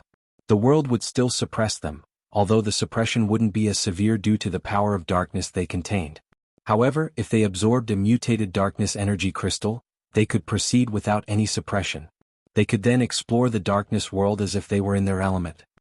Now that Anna had absorbed the mutated darkness energy crystal, she too had been recognized by the darkness world. The world would accept her as one of its own, and she'd be able to exhibit all of her strength. Shi Feng then began his search for the next group of monsters. Although resources within the darkness world were abundant, this world didn't have as many monsters as the continent of God's domain. If the darkness world's monsters moved in large groups as they did on the continent of God's domain, players would have no hope of surviving here. Now that Shi Feng had the powerful support Anna offered, hunting down monsters like the Dark Scorpions was a waste of time. He needed to find stronger monsters to allow Anna to display her full potential. After searching for around 30 minutes, Shi Feng finally found a pack of two-headed dark wolves resting at the foot of a mountain. There were 12 dark wolves in total, including 1 Grand Lord and 11 Lords. The Lord-ranked wolves were around 4 meters tall, while the Grand Lord was double that size. Aside from looking like a miniature mountain, the Grand Lord-ranked dark wolf gave off an intense pressure. Two-headed dark wolf, dark creature Lord. Level 67. HP 21, 000, 000/21, 000, 000. Two-headed dark wolf king, dark creature, Grand Lord. Level 70. HP 95, 000, 000/95, 000, 000. Challenging a Grand Lord in the darkness world was very dangerous, but even if Shi Feng weren't a match for the monster, he was confident that he could retreat safely if needed. If he weren't, and he settled for weaker monsters, he wouldn't be able to acquire the 100 darkness stones he needed even after 10 solid days of grinding. The darkness world's Grand Lords had a chance of dropping complete darkness stones. On the other hand, only mythic rank or above darkness-type monsters would drop the stones on the God's Domain continent. That being said, Grand Lords in this world had a slightly lower chance of dropping them. However, he could use Icarus's heart to compensate for the low drop rate. As long as the Grand Lords had a chance of dropping the stones, it was worth a try. Shi Feng had only planned to challenge Grand Lords after he could summon 3 demons with the Bible of Darkness. He'd also be able to use another Primordial scroll in 2 hours. With 5 Tier 3 monsters and a healer, he had a considerably good chance of defeating the Grand Lords. At worst, he could always suppress his opponents with the Ring of Gospel. But now that he had a monster of a personal guard like Anna, there was no need to wait. Alright, let's begin. Shi Feng commanded once everyone was in position. Anna instantly began to write divine runes, chanting an incantation at the same time. A short moment later, 10 level 80 Lord-ranked Rock Guardians formed before Anna. A level 80 Great Lord-ranked Golden Giant had joined them. Due to the significant boost to Anna's intelligence, her summoned creatures had also received a boost to their attributes. The summoned creatures were 15% stronger than they had been previously, but Anna wasn't done yet. Following which, she cast Magic Strengthening, further increasing the Rock Guardians and Golden Giant's basic attributes. In the blink of an eye, Shi Feng had a powerful monster army. As the 11 summoned creatures prepared to charge, the old man beside Shi Feng cast enhancement buffs on them as well, strengthening the summoned creatures even further. Go! Shi Feng commanded once the preparations were complete. The Golden Giant and Blood Demon led the charge with the 10 Rock Guardians closely behind them. When the group of summoned creatures came within 200 yards of the Dark Wolf pack, the Dark Wolves howled with anger. The two-headed Dark Wolf King stood and glared at the Golden Giant and Blood Demon. Emanating a low growl, it pushed its paws against the ground and shot forward. The Dark Wolf King was as fast as lightning, leaving a trail of afterimages and powerful gales of wind. The Dark Wolf King arrived before the Golden Giant almost instantly, smacking the Great Lord with one of its front paws. Puh! Under Anna's control, the Golden Giant raised its arms to protect itself. When the Dark Wolf King's paw collided with the Golden Giant's arms, the ground beneath the summoned Great Lord cracked and shattered, and the Golden Giant sunk into the ground. The Dark Wolf King's strength was higher than Shi Feng had expected, and despite blocking the attack, the Golden Giant had lost over 100,000 HP. Realizing that its first attack had failed to get rid of its target, the Dark Wolf King turned and swiped its tail at the Golden Giant. As the Wolf King's bushy tail moved, power of darkness gathered around it, turning the harmless-looking tail into a sharp blade that sliced at the Golden Giant. Tier 2 skill Darkness Blade. When the attack landed, the impact sent the Golden Giant flying over 20 yards back. following which a damage of over -2,300,000 appeared above the Golden Giant's head. The Dark Wolf King's strength was on an entirely different level than the Grand Lords on God's Domain's continent. Fortunately, although the two attacks dealt a lot of damage, the Golden Giant had 55 million HP. Losing a little over 2 million HP was nothing. With the Primordial Heroic Spirit healing it from a safe distance, the Golden Giant could definitely withstand the Dark Wolf King's attacks. In contrast, the Blood Demon and 10 Rock Giants completely overwhelmed the 11 two-headed Dark Wolves that had followed their alpha. Even without any healing, the Rock Giants could dominate the Dark Wolves in a one-on-one fight. Furthermore, they had the help of the Tier 3 Blood Demon. Naturally, Anna didn't sit idle. After becoming a Yin-Yang Saint, she had gained more than just summoning skills. She now had powerful attack spells in her arsenal. Anna cast Holy Light Spear, a Tier 2 Light-type spell, launching 18 Holy Spears at the Dark Wolf pack. Each spear carried nearly as much strength as a Tier 3 Great Lord of the same level. Moreover, the Holy Spears dealt an additional 50% damage to dark creatures. When the Holy Spears found their marks, the Dark Wolves cried in agony as damages of over -400,000 appeared above their heads. In less than 10 minutes, Shifeng's team had wiped out the 11 Lord-ranked two-headed Dark Wolves, the creatures decorating the ground with loot upon their deaths. Now, only the two-headed Dark Wolf King remained, still fighting the Golden Giant. However, the Golden Giant looked miserable. Despite the heroic spirit's constant healing, the Great Lord's HP continued to decrease. Shifeng had even been forced to activate Life Domain halfway through the battle to keep the summoned creature standing. Once the 11 Lord-ranked Dark Wolves had been dealt with, Anna began to chant a long incantation, writing many lines of divine runes in the air before her. Suddenly, a gigantic, silver, twofold magic array appeared beneath Anna's feet. In response, a towering pillar of light rose from the ground beneath the Dark Wolf King's feet, enveloping the boss. Countless chains then appeared from the void and bound the Lupin Grand Lord. Despite the Dark Wolf King's desperate struggle, it couldn't break free. A moment later, the Dark Wolf King released a pained wail as its massive body began to shrink. Tier 3 Spell, Chains of Light.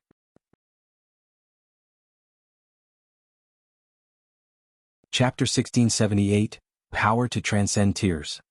Chapter 1678, Power to Transcend Tears. She's capable of using spells higher than her tier? Shifeng was at a loss as he stared at the towering light pillar. Is this the power of a peak class?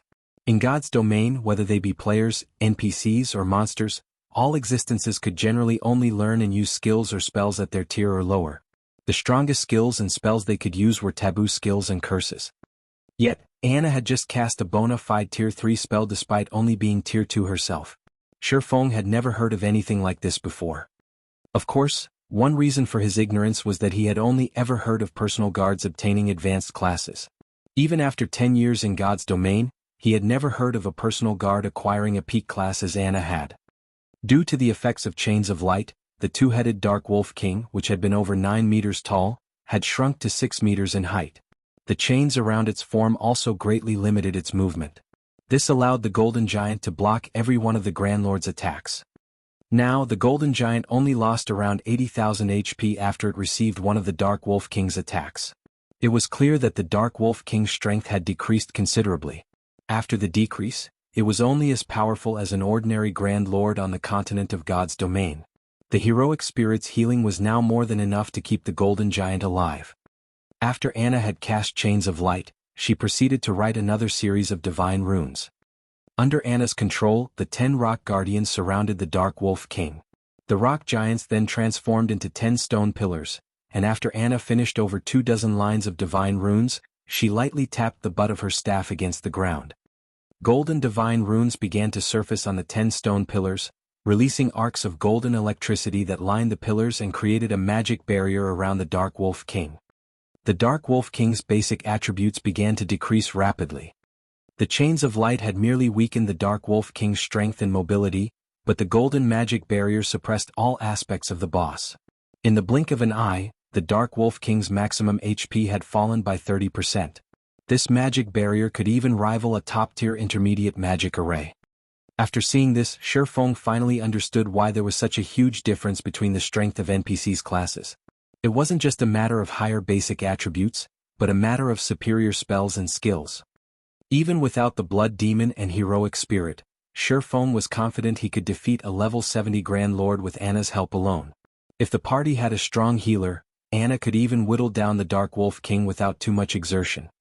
This will save me plenty of primordial scrolls. As Shifeng watched the two-headed Dark Wolf King, whose attributes had already fallen below a Grand Lord standard, he realized that he wouldn't have to rely on primordial scrolls to grind in the darkness world anymore. The heroic spirits players summoned with primordial scrolls could only exist for 12 hours. Meanwhile, Shifeng only had 12 of these scrolls. Even if he used them efficiently, they would only last him for several days. With Anna's help, though, he could grind in the darkness world for much longer. Due to the magic barrier, the Golden Giant had a much easier time dealing with the Dark Wolf King. The Great Lord even began to trade blows with the Grand Lord, increasing the party's overall DPS. After including the Blood Demon, Anna, and Shifeng's attacks, the Dark Wolf King's HP began to deplete steadily. Although the Grand Lord's battle recovery and high defense slowed their progress, it was only a matter of time before the Dark Wolf King died. 90%, 85%, 80%. When the two-headed Dark Wolf King's HP fell to 20%, it released a sudden, angry howl. Its two-headed body then split down the middle, each head taking on its own form. Division? Shifeng's expression darkened when he saw the two Dark Wolf Kings. Bosses that had grasped doppelganger skills in God's domain were extremely difficult to defeat. Unfortunately, slaying bosses that had grasped division skills was even harder. With doppelganger skills, a boss's main body and its doppelganger shared HP. If either form were killed, regardless of whether or not players slew the main body, both would die. However, bosses with division skills were a different story. Each copy had its own independent HP. This essentially meant that players had to face two bosses simultaneously. Moreover, when a boss used a division skill, all debuffs on the boss would be removed. In the next moment, the chains of light originally binding the two-headed Dark Wolf King vanished. The two Dark Wolf Kings then revealed a sinister grin as they looked at Shifeng's group, their expression seemingly saying, "You're dead meat now." The two Dark Wolf Kings immediately pounced on the Golden Giant and the Blood Demon. Gathering power of darkness in their paws, they smacked their respective targets. Both the Golden Giant and the Blood Demon attempted to block the incoming attacks, but just as they seemed to succeed, the Dark Wolf King's paws transformed into shadows, piercing the elemental and demon's defenses. The attacks struck their targets, and both the Golden Giant and the Blood Demon were thrown over 20 yards away, a damage exceeding -2 million appearing above each of their heads. Before the two summoned creatures could regain their footing, the two Dark Wolf Kings pounced again, launching the same attacks. The prior scene replayed, with the Golden Giant and the Blood Demon flying backward and losing over 2 million HP each. As expected of a Grand Lord in the Darkness world. In addition to a division skill, it has an unblockable offensive skill. This boss could even annihilate a 20-man team of Tier 2 experts of the same level.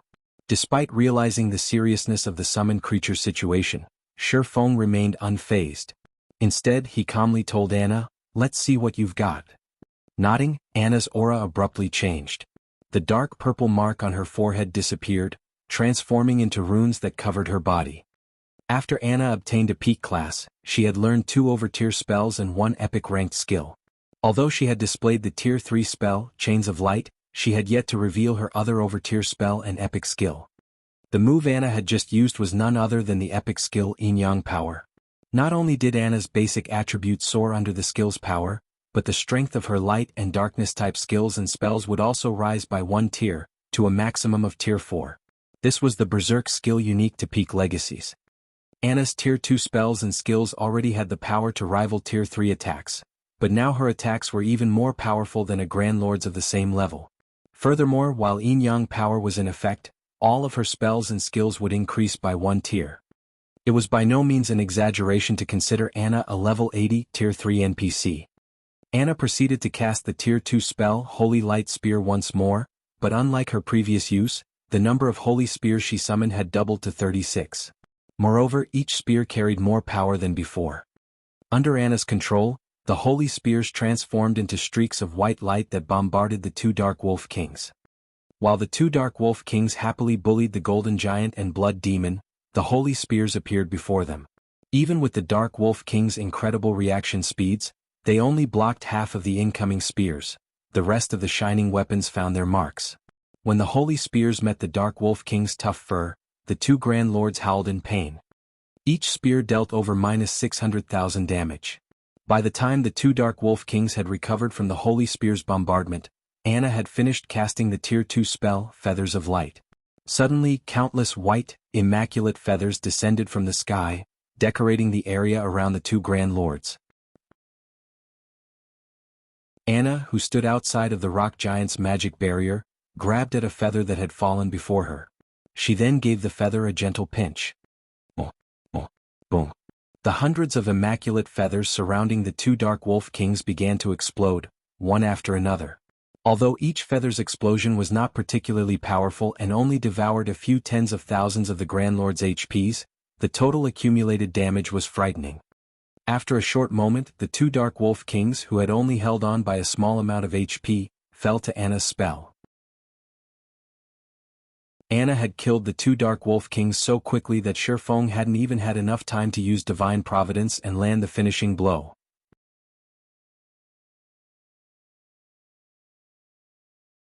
Chapter 1679, Ancient Rock City's Shocking Transformation. Chapter 1679, Ancient Rock City's Shocking Transformation. Seeing the corpses of the divided two-headed Dark Wolf King reaffirmed Anna's strength for Shifeng. Although light-type spells had striking effects against dark creatures, they shouldn't allow a level 80 Tier 2 NPC to overwhelm the two-headed Dark Wolf King to this extent. Not even ordinary Tier 3 NPCs of the same level were capable of such a feat. The only downside to Anna's yin-yang power was its 100-second duration and a long 6-hour cooldown. If she could use this berserk skill frequently, she could massacre one level 70 Grand Lord after another. When the two-headed Dark Wolf King had died, it had dropped a pile of loot before them. It had also granted both Shifeng and Anna a large amount of EXP. Although Shifeng's EXP gain in the darkness world had been drastically reduced, his experience bar still increased by a noticeable amount. As for Anna, although her EXP gain was no longer affected, the EXP she had gained from killing the level 72-headed Dark Wolf King was insignificant compared to how much she needed to level up since she had already reached level 80. As expected of one of the Darkness World's Grand Lords. Its loot is way better than an ordinary Grand Lord's. Shifeng couldn't help his surprise as he gazed at the items before him. Past level 50, Grand Lords generally only drop 10 or so items. Moreover, the majority of the loot would even be materials, and one would be lucky if they got 3 or 4 pieces of equipment, even the best of which would be secret silver rank. However, the two-headed Dark Wolf King had dropped over 20 items. Although the majority of the loot was still materials, the boss had dropped 5 pieces of equipment. 3 of the pieces were level 60 secret silver equipment, including 1 pair of boots belonging to the level 60 secret silver ranked Dark Devourer set. The last 2 pieces were level 60 fine gold equipment, one of which was a set piece for the level 60 fine gold ranked Fantasy Demon set. Although the Fantasy Demon set was only a 6-piece set, players could equip the set at level 55 instead of level 60 once they had gathered 4 pieces. If the full set were given to a level 55 magical class player, that player would wipe the floor with other magical class players of the same level. Only players with multiple epic weapons and equipment would likely be able to contend with them. 2 master-ranked potions had also dropped. Among them, one was the Mana Awakening Potion. It was a rare berserk potion that increased players' spell effects by 200% for 30 seconds. The other potion was a resuscitation potion. If players consumed the potion after resurrecting, they could recover a portion of the lost EXP. These 2 potions had easily sold for over 100 gold each on the market in the past. In addition, the two-headed Dark Wolf King had dropped a Darkness Stone and 3 Darkness Stone fragments. However, what surprised Shifeng most was a translucent crystal ball. The Detection Crystal Ball. This was a top-tier item for outdoor explorations. It was particularly useful at night when visibility was poor. The Detection Crystal Ball could be used to detect all monsters within a certain range, which was determined by the Detection Crystal Ball's rank. A Bronze Detection Crystal Ball had a range of 500 yards, while Mysterious Iron-ranked crystal balls could detect enemies within 700 yards, and Secret Silver-ranked ones could reach 1,000 yards. It allowed players to avoid monster ambushes. The Detection Crystal Ball the Wolf King had dropped was Fine Gold rank, with a range of 1,500 yards. Not only could this item's detection reach further than the Blood Demon's vision, but it could also spot every monster within that range. It did not matter even if the monsters were camouflaged or hidden behind terrain. Unfortunately, it did cost 1 magic crystal to operate per hour. Ordinary players might not be willing to pay this price, but it wasn't an issue for Shi Feng, and it would be of great help as he explored the darkness world. There weren't as many monsters in the darkness world as there were on the continent of God's domain, making them troublesome to find. Since Shi Feng was looking for specific targets, his hunt was even more time-consuming. With the detection crystal ball, however, he could save plenty of time and avoid unnecessary battles. This will save me a ton of time. Shi Feng smiled. Without hesitation, he spent 1 magic crystal to activate the detection crystal ball and looked for his next target. Although Anna wouldn't be able to use her berserk skill again for a short time, Shi Feng had summoned another Tier 3 demon to assist him as soon as the demon summoning skill's cooldown had ended. With the extra Tier 3 demon, his party could slowly whittle down another level 70 Grand Lord even without the personal guard's berserk skill. In such a way, Shi Feng continued to hunt Grand Lords in the darkness world. As for his stamina and concentration recovery, Shi Feng had used the life essence he had accumulated with the blood refining crystal to remain battle-ready. In addition, every monster he killed in the darkness world granted varying amounts of blood energy, which he could use to create more life essence. In the end, Shi Feng grinded monsters for a full day without rest. With the help of divine providence, he had collected 28 darkness stones and 200+ darkness stone fragments during that time. At this rate, he should be able to collect 100 darkness stones in no time. In addition, he had collected over 100 pieces of level 60 secret silver and fine gold weapons and equipment. He also managed to complete 1 Dark Devourer set and now had 4 set pieces of the Fantasy Demon set, only missing the helmet and gloves. Although Shi Feng was in high spirits and more than eager to continue his grind, his many years of experience in God's domain had taught him that it was important to balance work and rest properly. Although the life essence replenished his stamina and concentration, it was more of a stimulant than a replacement for actual rest. If he wanted to rest his mind, he had to log out of the game. After returning to reality, Shi Feng planned to see to his basic training, as usual, maintaining his physical fitness. He then planned to make the necessary arrangements to expand the Zero Wing workshop. Now that the Zero Wing Guild was on the right track to becoming a superpower, and had acquired a city of its own, the guild would only grow as it moved forward. Naturally, the guild's management would become more complex.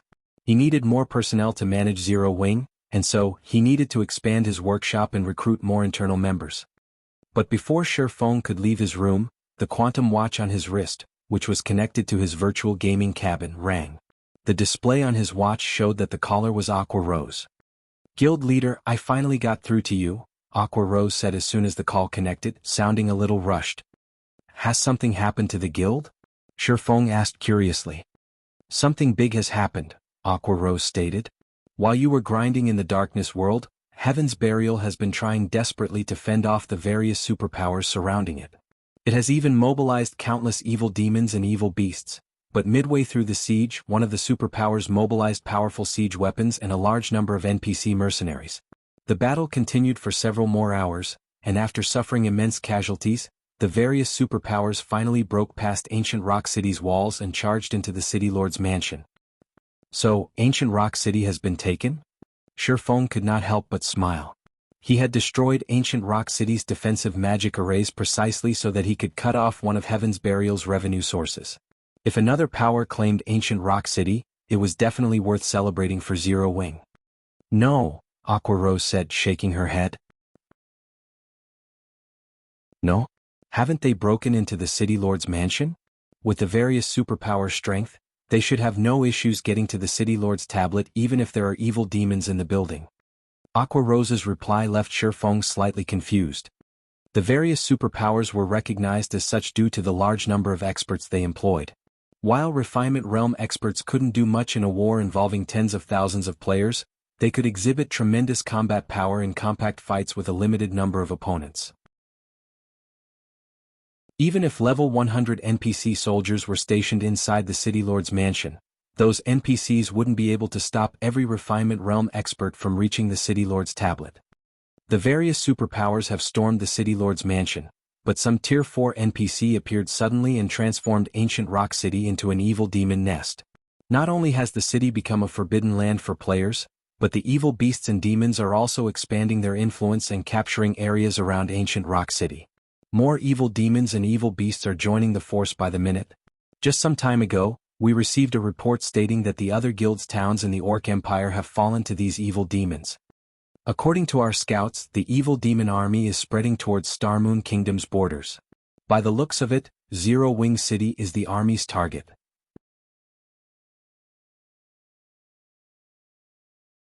Chapter 1680, Evil God's Branch Temple. Chapter 1680, Evil God's Branch Temple. A Tier 4 NPC appeared in ancient Rock City? And the NPC transformed the city into an evil demon nest? How is that possible? Shi Feng was stunned after listening to Aqua Rose's report. Suddenly, a possibility came to mind and he could not help but ask, "Do you have the latest image of ancient Rock City?" "Yes, I'll send it now." Aqua Rose nodded. The fact that ancient Rock City had become an evil demon nest had frustrated the various superpowers. Hence, they had sent plenty of scouts to investigate ancient Rock City's current state in the hopes of wresting back control of the city. Meanwhile, Zero Wing had collected quite a bit of information from those superpowers. Following which, Shi Feng entered his virtual gaming cabin again and logged into his rest space. He could still make contact with players in God's domain from within the rest space. Once he had logged in, Shi Feng noticed the pictures of ancient Rock City Aqua Rose had sent. In addition to that, she had sent video recordings and statistics reports about the current forces inside the city. What a terrifying number. Shi Feng was shocked as he watched the videos. Evil demons and evil beasts crowded ancient Rock City, both on its walls and inside the city itself. Several million monsters had taken control of the city, far more than any single player could control. Based on the information the various superpowers had gathered, there should be roughly 3 million evil demons and evil beasts defending ancient Rock City. Moreover, this number continued to grow as time passed. However, the number of monsters within the city wasn't the most important aspect. It was these monsters' levels. The lowest leveled monster present in the city was level 50, while the higher leveled ones had reached level 80. Moreover, there were mythic ranked evil beasts and evil demons outside of the city. Based on current reports, there should be more than 10 mythic-ranked evil beasts and evil demons protecting ancient Rock City. There was also a level 80 Tier 4 NPC stationed in the city. This NPC was the true Grim Reaper to players due to its Tier 4 domain skill. Based on the reports, hostile players that tried to approach this Tier 4 NPC would be transformed into evil demons before they could get near the NPC.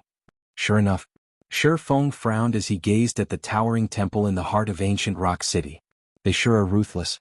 They actually built a branch of the evil god's temple in ancient Rock City. The only way to transform a city into an evil demon nest was to create an evil god's temple branch temple in the city. If a branch temple descended, one could instantly teleport all of the evil beasts and demons under their command to the temple, essentially fortifying the city with an army. However, it was extremely difficult to get a branch temple to descend. First, the descent's target must not have any defensive magic arrays, and second, one would need a large number of precious materials and souls. Once a branch temple descended, the occupied city would crumble. Although it was only a branch temple, the density of the evil energy it exuded would be horrific. This evil energy would corrupt the land the branch temple occupied, and only a Tier 5 high priest or above would be able to cleanse the corrupted land. If the land remained corrupt, ordinary players wouldn't be able to survive there. Now that a branch temple had descended, ancient Rock City had been undoubtedly crippled. The city's fate as an evil demon nest was sealed. Becoming a guild city again was practically impossible. Guild leader, what should we do? The evil demon and evil beast armies are clearly marching towards Zero Wing City. Even if we petition the kingdom's armies to suppress these monsters at the border, there are too many of them. In addition, more evil beasts and evil demons join the march as time passes. On the off chance that the kingdom's armies fail to hold off these monsters and they reach Zero Wing City, we'll definitely be in trouble, Aqua Rose expressed her concern. If such a frightening number of evil beasts and evil demons assaulted Zero Wing City, it would only be a matter of time before the city fell, even if it had a stronger defensive magic array than Stone Forest Town. Mythic ranked creatures marched alongside the evil beasts and demons towards Zero Wing City after all. Even if Zero Wing City's defensive magic array could stop those monsters' attacks, there was a limit to how long the magic array could hold. Once it broke, the city's players would quickly follow. If they did not think of a plan to stop the monster army now, Zero Wing City would be finished. Shi Feng felt a headache brew as he looked at the dense swarm of evil demons and evil beasts. He had never thought that Beast Emperor and Heaven's Burial had grown so powerful that they could summon a branch temple. It wasn't exactly a simple task, and the price of doing so was unimaginable. This was because the branch temple was meant to hide the main temple. If Beast Emperor and Heaven's Burial had tried to mobilize their monster armies from within Starmoon Kingdom, even if Shi Feng had sat back and done nothing, the kingdom's NPCs would discover the evil god's temple within Starmoon Kingdom immediately. At that time, the kingdom would doubtlessly dispatch its armies to exterminate the temple. But a branch temple was a different story. Since Beast Emperor and Heaven's Burial teleported their monsters from the main temple to the branch temple, it was impossible to track down the main temple before these armies mobilized within the kingdom. Meanwhile, even if the branch temple were destroyed, the evil demon and evil beast armies were already outside of Starmoon Kingdom. They would not teleport back to the main temple due to the branch temple's destruction. Notify Snow and have her organize the guild's experts to coordinate with the kingdom's armies immediately. We need to stop as much of that monster army as possible. Also, figure out a way to collect as many magic crystals as possible. Before I return, have everyone put as much distance as possible between them and the monster army. That includes other guild's members and independent players. Make sure they don't become sacrifices for that army, Shi Feng ordered after giving the matter some thought. The evil god's temple had been a constant thorn in the side for God's domain's various major powers in the past. The main reason for this, the temple members' ability to create evil beasts and demons through their defeated opponents. If a force weren't strong enough and tried to challenge the evil beasts and evil demons, they'd only become food for those monsters. There were two methods to keep its forces from spreading when the evil god's temple plagued a country. The first was to exterminate every evil beast and demon found with overwhelming strength, while the second was to destroy the main temple. In reality, the evil god's temples across the continent of God's domain served as evil energy transfer devices. When activated, the evil god's temples would send evil energy throughout the continent, creating a suitable environment for its evil beasts and demons. As long as one destroyed the activated evil god's temple, they could stop the transfer of evil energy. After losing its source, the evil energy that had spread would gradually thin until the environment became hostile for evil beasts and demons once again. Some of the weaker monsters might even die as a result, while the stronger monsters would grow weaker and become easier to defeat. However, the whereabouts of Starmoon Kingdom's evil god's temple remained unknown, and destroying the heavily guarded branch temple in the Orc Empire was impossible. The only hope of fending off the monster army that marched towards Zero Wing City was to send expert players to work alongside the NPC armies, whittling away as many of the evil beasts and demons as possible. The monster army could only grow if it had sacrifices. It couldn't bolster its numbers without a cost. Understood. I'll notify Snow right away. Aqua Rose nodded before disconnecting the call. Not daring to waste time, Shi Feng immediately logged back into God's domain and continued to grind for darkness stones. Meanwhile, over 500,000 players had gathered in a forest at the border of Stone Forest Town's map. Among them, over 100,000 wore Heaven's Burial's guild emblem. Every one of these players was level 47 and above, and they were all very well equipped. However, every one of these players wore tense expressions. Beast Emperor, I've prepared the 400,000 players you've asked for. I hope that you will fulfill your promise. Singular Burial, who stood atop a hillside, told the middle-aged man beside him. The middle-aged man had ashen skin covered in runes. The man also wielded a staff made of pitch-black jade. This man was none other than Beast Emperor. However, he was no longer covered in bandages. Relax. When have I ever broken a promise to you? Beast Emperor laughed. Turning his sight towards the player army at the bottom of the hill, he commanded, "All right, let's begin."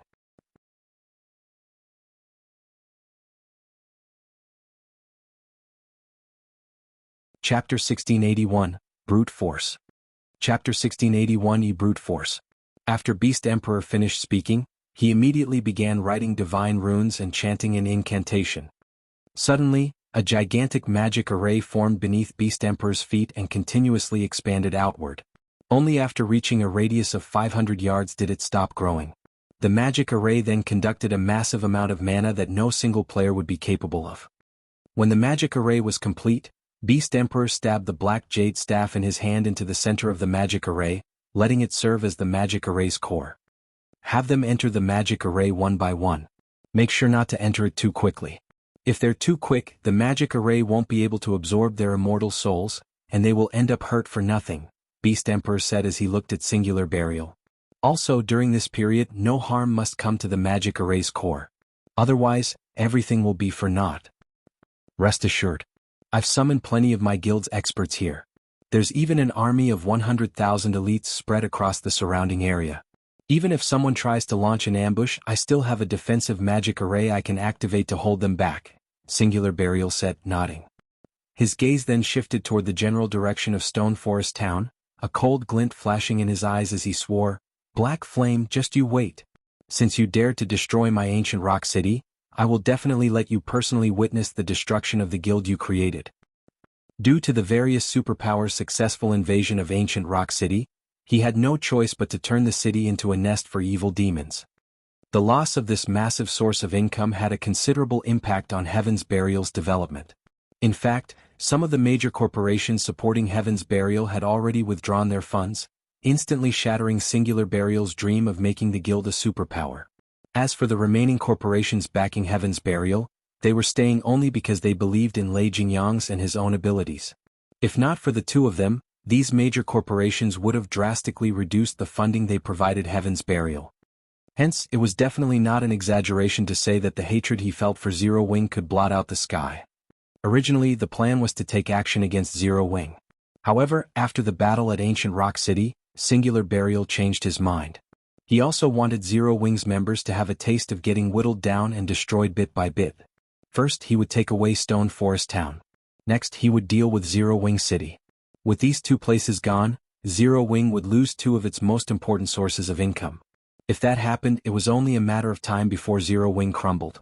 Meanwhile, all Black Flame would be able to do at that time was watch as Zero Wing dissolved into nothingness while Stone Forest Town and Zero Wing City fell into the hands of Heaven's Burial. From then on, Heaven's Burial would replace Zero Wing as Starmoon Kingdom's absolute overlord. Beast Emperor no longer made any further comments. Instead, he summoned a mythic-ranked evil demon to secretly assist in protecting the magic array. Compared to expert players, a mythic-ranked evil demon provided much greater assurance. After all, he had paid an enormous price to obtain the Black Jade Staff. Acquiring another one to hold another sacrificial ceremony would be extremely difficult. After Beast Emperor was done dealing with the matters here, he took out a teleportation scroll and left the area. All he needed to do now was wait for the magic array to collect a sufficient number of immortal souls. Meanwhile, such a large commotion naturally could not escape the eyes of Starmoon Kingdom's various major powers. What's Heaven's Burial trying to do by gathering so many players over at Stone Forest Town? Could it be preparing to vent its anger on Zero Wing's Stone Forest Town now that its ancient rock city has been destroyed? That shouldn't be the case, right? That Stone Forest Town we're talking about. It's not as if we've never seen how strong the town's defenses are. It is even more fortified than NPC towns. Moreover, I heard that the number of Tier 2 NPC soldiers defending Stone Forest Town has already exceeded 400. The town won't be so easy to take down. Hasn't Heaven's Burial learned its lesson from its previous failure? Maybe Heaven's Burial has some trump card to rely on. When the various major powers discovered Heaven's Burial's actions, they could not help but discuss it curiously. They all wondered what Heaven's Burial was trying to do. Vice Guild Leader Heaven's Burial seems to be trying to take action against Stone Forest Town. What should we do? The Zero Wing members garrisoning Stone Forest Town were greatly concerned over this matter. Based on Heaven's Burial's actions, that guild was obviously planning on starting a guild war, only it had yet to make all the necessary preparations. Once it was ready, however, it would definitely launch an attack. Everyone in the guild is to avoid casually going out during this period, to avoid getting ambushed by Heaven's Burial's evil demons. At the same time, keep a close eye on Heaven's Burial's status and report back any findings immediately. Aqua Rose fired off commands through the guild chat. She also had Melancholic Smile strengthen the defenses of Stone Forest Town, building more defense turrets and moving more miniature ballistas to Stone Forest Town as a precaution. Currently, Heaven's Burial's monster army was already approaching Starmoon Kingdom's border. If Zero Wing did not send experts to help the NPC armies exterminate some of the monster army's advance into Starmoon Kingdom would definitely accelerate. Hence, they could not afford to pull away those experts to deal with Heaven's Burial's player army. The only thing they could do right now was slow the advance of the monster army while strengthening the defenses of Stone Forest Town. Not to mention, the odds were that Heaven's Burial's player army was capable of summoning a large number of evil demons to aid the army in battle. If Zero Wing launched a half-hearted attack on Heaven's Burial's player army, Zero Wing's members would definitely be beaten black and blue. After all, without the help of static defenses and NPC soldiers, players couldn't contend against the powerful evil demons. For a time, the atmosphere in Starmoon Kingdom turned awkward. Aside from Zero Wing, the other guilds in the kingdom were also making their own preparations for war. After all, nobody knew for sure what Heaven's Burial was actually trying to do. There was always a chance that the guild would go crazy and start attacking every guild town in sight. Although the NPCs of Starmoon Kingdom had already tightened its security measures against evil beasts and evil demons, if players wanted to have the kingdom's armies mobilized to assist them in dealing with these monsters, they needed to provide concrete proof that these monsters had actually appeared. Only then would the kingdom's armies move out. Moreover, the kingdom's armies would need some time to get to the battlefield. If their guild towns failed to hold out until the kingdom's armies arrived, then there would be no point in notifying the kingdom. Hence, the various large guilds had all started building up the defenses of their respective towns. Meanwhile, back at the Darkness World, Shifeng had also started grinding Grand Lords with greater urgency. Now he had 2 heroic spirits participating in the battle simultaneously. With the help of Anna and 3 Tier 3 demons, killing level 70 or so Grand Lords became significantly easier. However, Grand Lords still weren't available in great abundance. After half a day or so of wanton slaughter, Shifeng had basically killed every Grand Lord present on the map he was currently in. Now, Shifeng had a total of 52 Darkness Stones and 386 Darkness Stone fragments, which was still some distance away from his target. Meanwhile, if he wished to find and kill more Grand Lords, he had only 2 options to do so. The first option was to wait for the Grand Lords he killed to respawn. However, Grand Lords generally took 2 or 3 natural days to respawn. Killing the Grand Lords too quickly had left him with no Grand Lords to grind. However, Shifeng couldn't do anything about this situation. Anna was simply too strong. The second option was to head to other maps. The Grand Lords of other maps remained untouched. They were all alive and kicking. The only problem was getting to other maps. The Darkness World was different from the continent of God's domain. On the continent of God's domain, players faced no hindrance when moving between maps. In the Darkness World, however, the maps had strict level restrictions preventing players from going wherever they wished. In a sense, the Darkness World was similar to the Ice Crystal World. Players needed to defeat the designated Guardian boss in order to proceed to other maps. Otherwise, they would be stuck in the same map forever. Generally, players that arrived at the Darkness World using the teleportation stones exchanged at the 7 Luminaries Temple would not think of heading to other maps, because the map they were teleported to was suitable for their level, and just surviving in the said map was already plenty difficult. They would not even have time to think about heading to other maps. Shifeng was definitely a unique case. It seems I have no choice but to force my way through, Shifeng thought as he looked at the 30-meter-tall monster sleeping inside the canyon ahead of him. He then advanced towards the monster together with Anna. Now that the evil demon and evil beast armies were invading Starmoon Kingdom, he naturally could not waste time waiting for the Grand Lords he had killed to respawn. His only choice was to head to another map and hunt the Grand Lords there.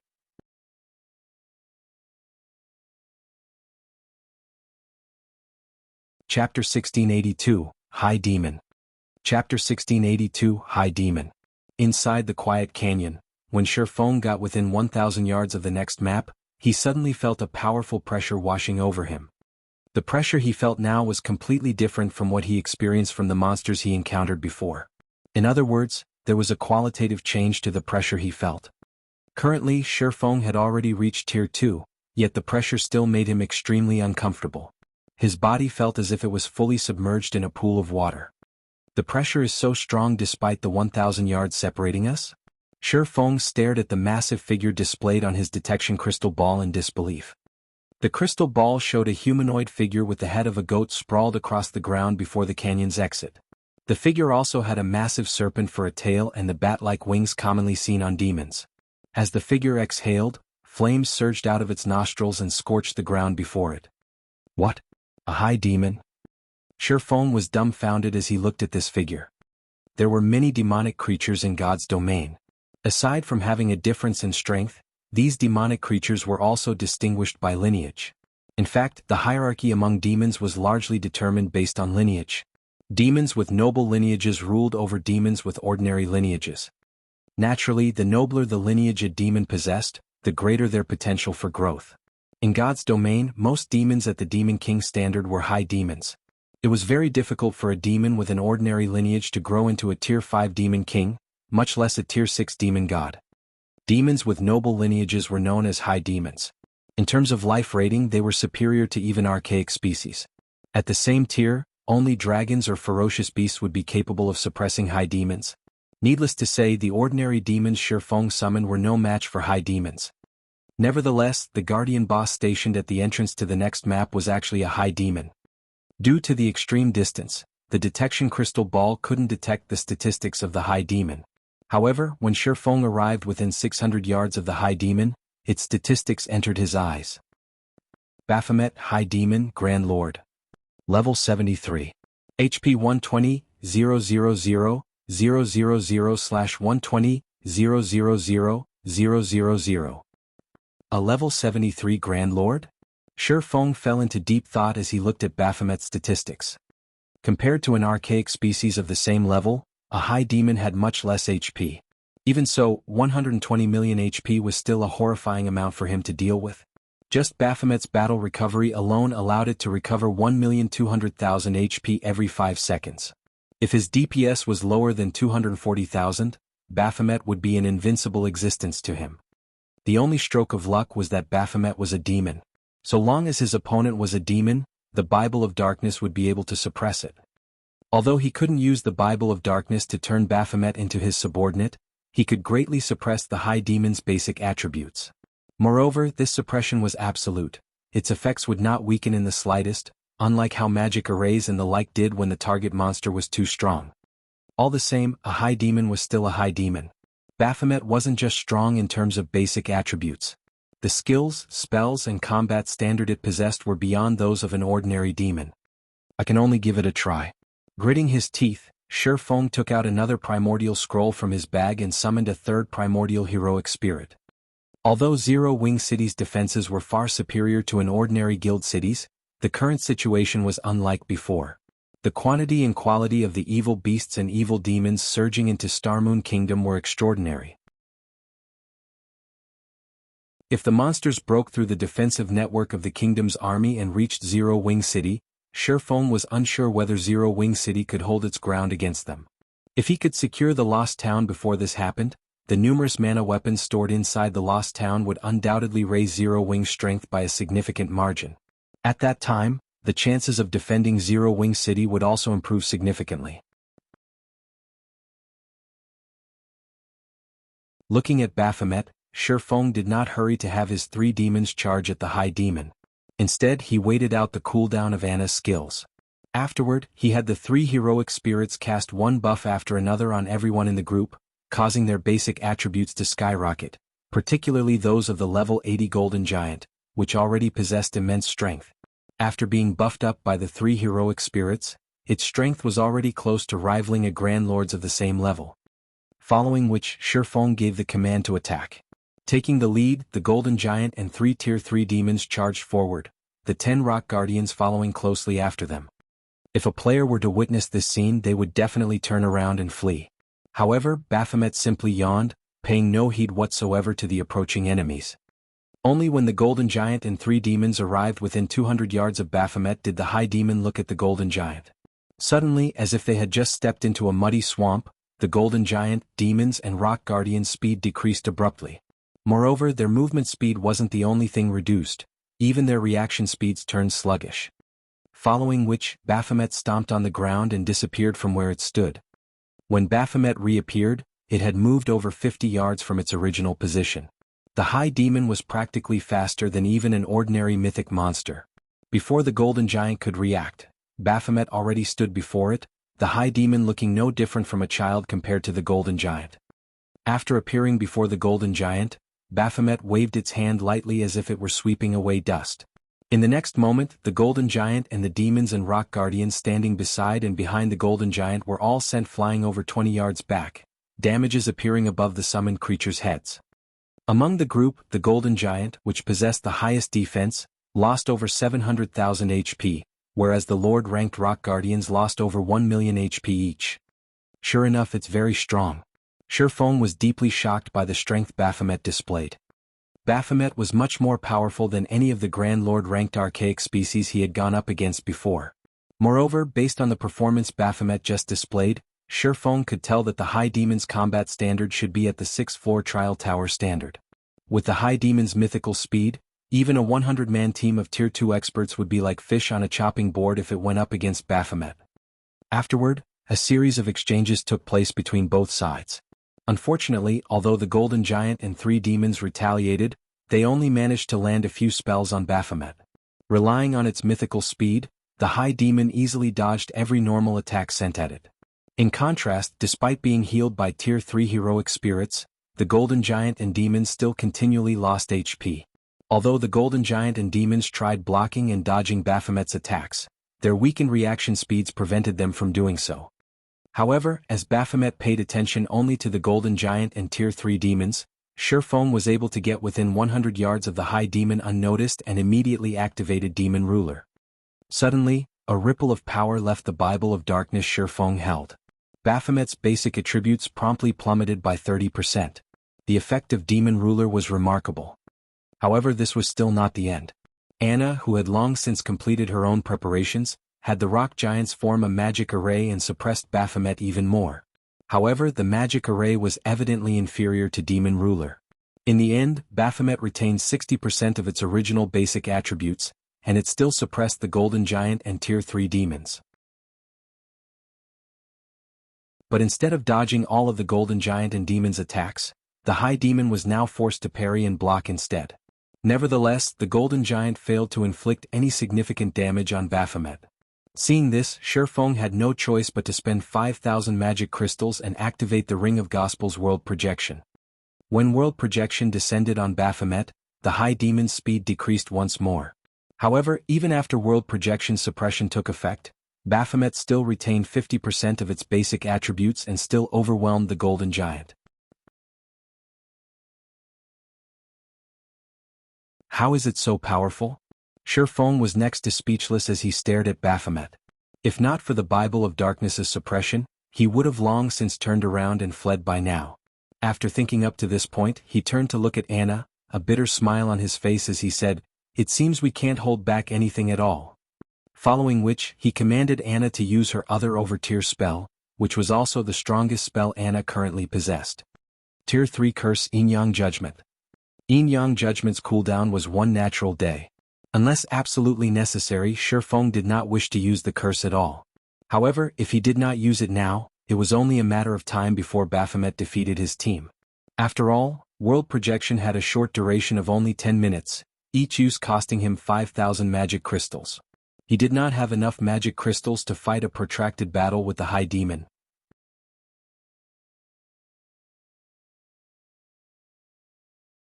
Chapter 1683, First Kill Baphomet. Chapter 1683, First Kill Baphomet. After Anna completed the final verse of her incantation, 2 magic arrays, one glowing white and the other black, appeared above Baphomet. The mana surrounding the magic array then grew restless, blurring space around the High Demon. Such a huge disturbance attracted Baphomet's attention, and the High Demon's immediate reaction was to turn and flee. But Anna didn't give Baphomet the chance to escape. Waving her staff, she activated the magic array looming above Baphomet. Suddenly, a 50-meter-long golden holy spear descended from the sky. The instant the spear fell, space around the magic array and Baphomet froze, drastically decreasing the High Demon's movement speed. Before Baphomet could attempt to defend itself, the holy spear collided with the monster. Boom. As a result, a towering black-white light pillar rose into the air. When the pillar had manifested, the world around Baphomet shook violently, and resulting shockwave pushed the Golden Giant and the Tier 3 demons under Shifeng's control back by over 20 yards. After the light pillar had disappeared, it revealed a massive crater where Baphomet had stood, with the High Lord lying at the body. Scorching flames burned the High Demon, decorating it and the crater with scorch marks. Dark blue blood seeped from the numerous wounds covering Baphomet's body. However, compared to Baphomet's miserable appearance, the damage it had taken was truly terrifying. -4,467,175. A damage of over 4 million appeared above Baphomet's head. To Baphomet, who only had a maximum HP of 60 million after multiple means of suppression, this move had taken nearly 1/13 of its total HP.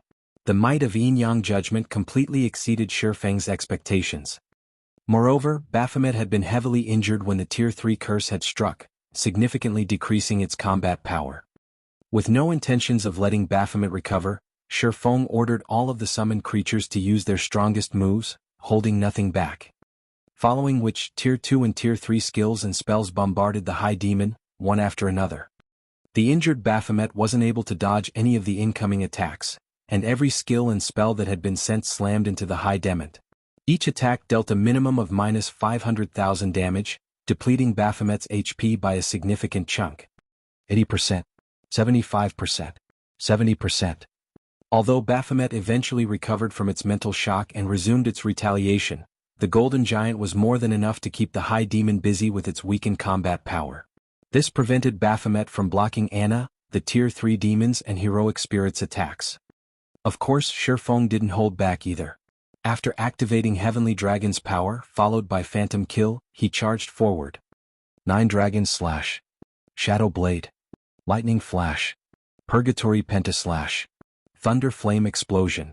Flame Burst. Thanks to Killing Ray, every one of Shifeng's skills dealt double damage to Baphomet, and damages in the tens of thousands appeared above the boss's head. Although his damage was no match for the Tier 3 demons, who weren't suppressed by the darkness world, it was still considerable. 50%, 40%, 30%.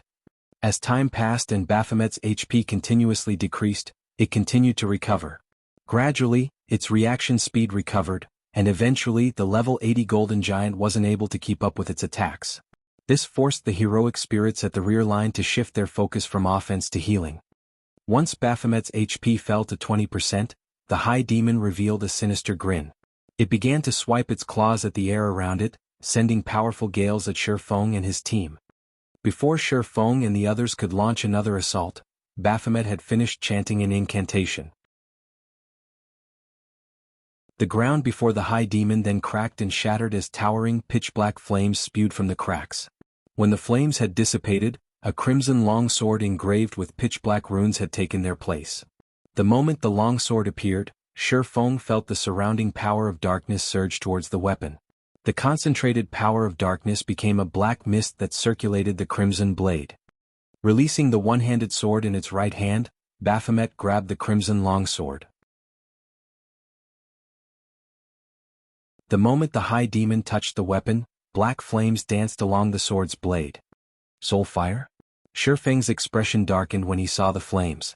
The punishment for challenging it is actually this severe? Although he had known that a High Demon would have powerful attack methods, he hadn't expected Baphomet to use Soulfire in battle. This was a player's nightmare. Soulfire was capable of burning souls, and not even players' immortal souls were immune to its effects. If players were killed by Soulfire, not only would their death penalty increase, but they would also be prevented from logging into God's domain for multiple days. Of course, this mechanic had likely been created to prevent players from challenging the Guardian boss a second time within a short period. However, Shifeng didn't want to waste too much time in the darkness world. If he suddenly couldn't log into the game for several days, Zero Wing would be finished. Without waiting for Shifeng to respond, Baphomet stomped its hoofs on the ground and vanished. It then reappeared before the Golden Giant, cutting down at the Great Lord with its flaming long sword. Failing to react in time, the Golden Giant succumbed to Baphomet's attack, a damage over -1,300,000 appearing above its head. Pitch-black flames licked at the wood the long sword had created. Seeing this, the heroic spirits immediately cast their healing spells on the Golden Giant. However, when the healing spells touched the Great Lord, their effects seemed to have changed. Not only did the Golden Giant still sport the wound, but the pitch-black flames also burned with their original vigor. In fact, the Golden Giant had only received 30% of the spell's normal healing. When he saw this, Shifeng's expression darkened further. Reduced healing effects was still acceptable, but the fact that the wounds Baphomet had inflicted couldn't be healed complicated the situation. As the Golden Giant accumulated more injuries, it would suffer a heavily injured state sooner or later. If that happened, its combat power would fall, and it would be helpless against the High Demon. If the Golden Giant couldn't deal sufficient damage, it would lose Baphomet's aggro. The High Demon would then be free to target someone else. Quick! Attack it with everything you've got. Shifeng commanded Anna. At the same time he took 2 Tier 3 magic scrolls from his bag and activated them, one after another. Holding nothing back, Anna activated Yin-Yang power, her mana overflowing from her body. 1 Tier 3 spell after another bombarded Baphomet. However, even after noticing the incoming spells, Baphomet simply revealed a sneer as it lightly swung its crimson longsword, sending a wave of black fire to devour the approaching spells. The pitch-black flames corroded the Tier 3 spell's power relentlessly. By the time the spells actually reached Baphomet, they were weaker than Tier 2 spells. Baphomet then swung its longsword again and easily crushed the incoming attacks. Fortunately, although Baphomet had superior strength, it couldn't completely dodge the Tier 3 demon's attacks. Although its HP fell much slower than before, it still decreased at a steady rate. After using the 2 Tier 3 magic scrolls, Shifeng proceeded to activate Blade Liberation. Currently, both Baphomet's defense and reaction speed were recovering, and as a result, it continued to take less damage. Despite bombarding Baphomet with a series of powerful attacks, they had only reduced Baphomet's HP to 12%. In contrast, the Golden Giant had become heavily injured after receiving 10 hits from the High Demon's Crimson Longsword, and it could no longer serve as a proper MT. Baphomet then turned its attention to the Tier 3 demons. If this continued, it was only a matter of time before they team-wiped. After activating Blade Liberation, Shifeng's attributes skyrocketed yet again, and his basic attributes now surpassed the level 80 Golden Giants. Following which, Shifeng activated Instant Strike and appeared before Baphomet. Sword's Orbit. Dang. Dang. Dang. Unfortunately, Baphomet managed to block the majority of Shifeng's slashes. Only the occasional slash slipped past the High Demon's guard and dealt a little over -100,000 damage. With how much HP Baphomet had remaining, the High Demon wasn't particularly concerned with this amount of damage. Even after Shifeng fought for several seconds and launched dozens of slashes, the High Demon still had 5% of its HP remaining. Meanwhile, once Shifeng had lost Instant Strike's buff, Baphomet gained the upper hand. In fact, due to Shifeng's weakened state, he lacked any ability to retaliate. He could only defend himself. Fortunately, Anna finally finished her incantation. Angel Summoning. Suddenly, a Tier 4 Valkyrie dropped onto the battlefield.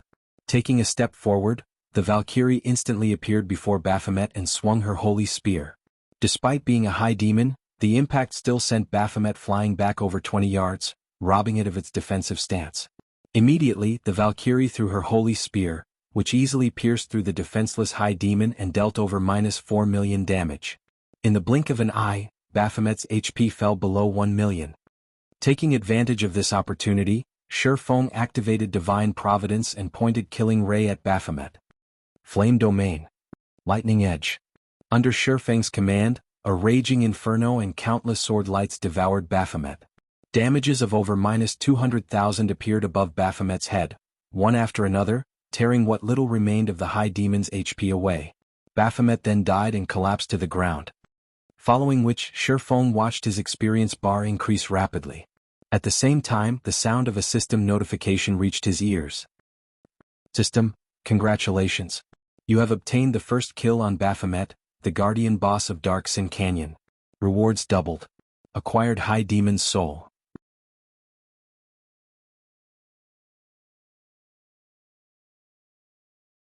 Chapter 1684, Repairing the Bible of Darkness. Chapter 1684, Repairing the Bible of Darkness. After watching Baphomet die, Shifeng breathed a deep sigh of relief. Despite the fact that the Darkness world reduced Shifeng's EXP gain, his experience bar had risen by 7%, pushing him to 62% of level 65. If not for the 95% reduction in EXP gain, he definitely would have climbed to level 66. With the High Demon's death, loot rained down from above, creating a dazzling sight to behold. If the various superpowers learned of this, they'd die from envy. The Darkness World's monsters already dropped excellent loot, and as a map's guardian boss, Baphomet's loot was far better than the map's other monsters. Including the first kill bonus, one could just imagine how bountiful the High Demon's loot was. Giving the loot a rough glance, Shifeng estimated that there should be over 100 items. As items rained from the sky, a crystal radiating a golden glow landed before Shifeng. His curiosity piqued, Shifeng promptly picked up the crystal and inspected it. High Demon's Soul, Epic Rank Consumable. Sacrifice magic crystals to create a new body for High Demon Baphomet. Spend 2,000 magic crystals to create a Tier 3 body that is 10 levels higher than the user. 5,000 magic crystals to create a Tier 4 body that is 15 levels higher than the user. Can be used 3 times. Cooldown, 5 minutes. Current usage count, 0. What a powerful epic consumable. Shifeng was stunned as he read the crystal's introductory text. Epic consumables were incredibly rare in God's domain, and each one was incomparably powerful. Take the Demon King's Horn for example. It had enabled Shifeng to destroy a city's defensive magic array instantly. Meanwhile, the High Demon's Soul was similarly extraordinary. At this stage of the game, a Tier 4 High Demon was practically invincible to players. Moreover, Shifeng could use the item 3 times. Also, the High Demon's Soul was different from the Divine Beast's Descent magic array. In the latter's case, if the magic array's operation were interrupted, the summoned Divine Beast would disappear. In the case of the High Demon's Soul, the summoned High Demon would only be cancelled if the owner were killed. It was a perfect tool of war. Shifeng then stored the High Demon's Soul and collected the loot scattered across the ground. In total, Baphomet had dropped 154 items, including 45 epic materials and 31 magic scrolls. Among the magic scrolls, 6 were Tier 3 magic scrolls, 2 large-scale destruction magic scrolls, 1 summoning scroll, 2 defensive magic scrolls, and 1 single-target attack magic scroll. There was also 1 Tier 4 large-scale destruction magic scroll. The Guardian boss had dropped 1 Grandmaster and 33 Master-ranked potions as well. The Grandmaster potion was a growth potion that when consumed, would temporarily increase the user's potential and forcefully elevate them by a single tier. This potion wasn't particularly useful to Tier 1 players, but to Tier 2 players and above, this potion's effects were even stronger than a Berserk skill. A Berserk skill only granted players additional basic attributes. However, this growth potion elevated players by a single tier. Not only would this increase grant players a boost to their basic attributes, but players' physique would also improve. This potion would be miraculously effective in dungeons. As for the remaining 44 items, there were 10 designs and recipes of various kinds among them. There was even a Master-ranked potion recipe and a Master-ranked engineering design. The Master-ranked potion in question was the Life Potion. Not only would this potion heal players for 70% of their maximum HP instantly when consumed, but it would also grant an hot buff that recovered 2% of the user's HP every second for 10 seconds. In addition, it healed any heavy injuries and replenished 10% of the player's stamina and concentration. Unfortunately, the potion had a 5-minute cooldown, so it could only be used once or twice in most battles. Even so, it was much stronger than any advanced ranked recovery potion available on the market currently. Aside from the HP regeneration it provided, the fact that it could heal heavy injuries and replenish stamina and concentration made it extremely valuable. The potion would be particularly effective when players fought intense battles and when their stamina and concentration were nearly exhausted. The potion would also be very useful against bosses that increase stamina and concentration consumption. Although the Life Potion only recovered 10% of the player's stamina and concentration, it could save the player's life or help the team defeat a powerful boss if used during a critical moment. When the Life Potion had been introduced to the market in Shifeng's previous life, each bottle had easily sold for 5 gold. However, the Life Potion recipe was extremely rare, and even the various superpowers had only acquired a few copies after going to great lengths. Each copy of the recipe could easily sell for an exorbitant 8,000 gold if put up for auction. As for the Master-ranked engineering design Baphomet had dropped, it was the Hang Glider design. Like its real-world counterpart, the Hang Glider allowed players to glide through the air. Moreover, the Hang Glider was much faster than any mount. The master-ranked hang glider provided a 350% movement speed increase. Since there weren't usually obstacles in the air, players could also traverse longer distances in a straight line. However, the hang glider had 3 flaws. The first was that players needed to take off from a sufficiently high location. The second was that the environment would affect the hang glider. If players tried to glide through a storm, the consequences would be severe. They might even be blown out of the sky and fall to their deaths. The third flaw was that hang gliders were consumables and could not be repaired. They would disappear once their durability had been exhausted. Meanwhile, even a common hang glider cost around 18 gold to produce. They weren't much cheaper than common mounts, which players could use indefinitely. However, to players who valued time and speed, these flaws did very little to stop them from using the hang gliders. In the past, many experts had opted to use hang gliders whenever they could to save on travel time. They paid no attention to the cost. As Shifeng gazed at the hang glider design, his eyes sparkled with joy.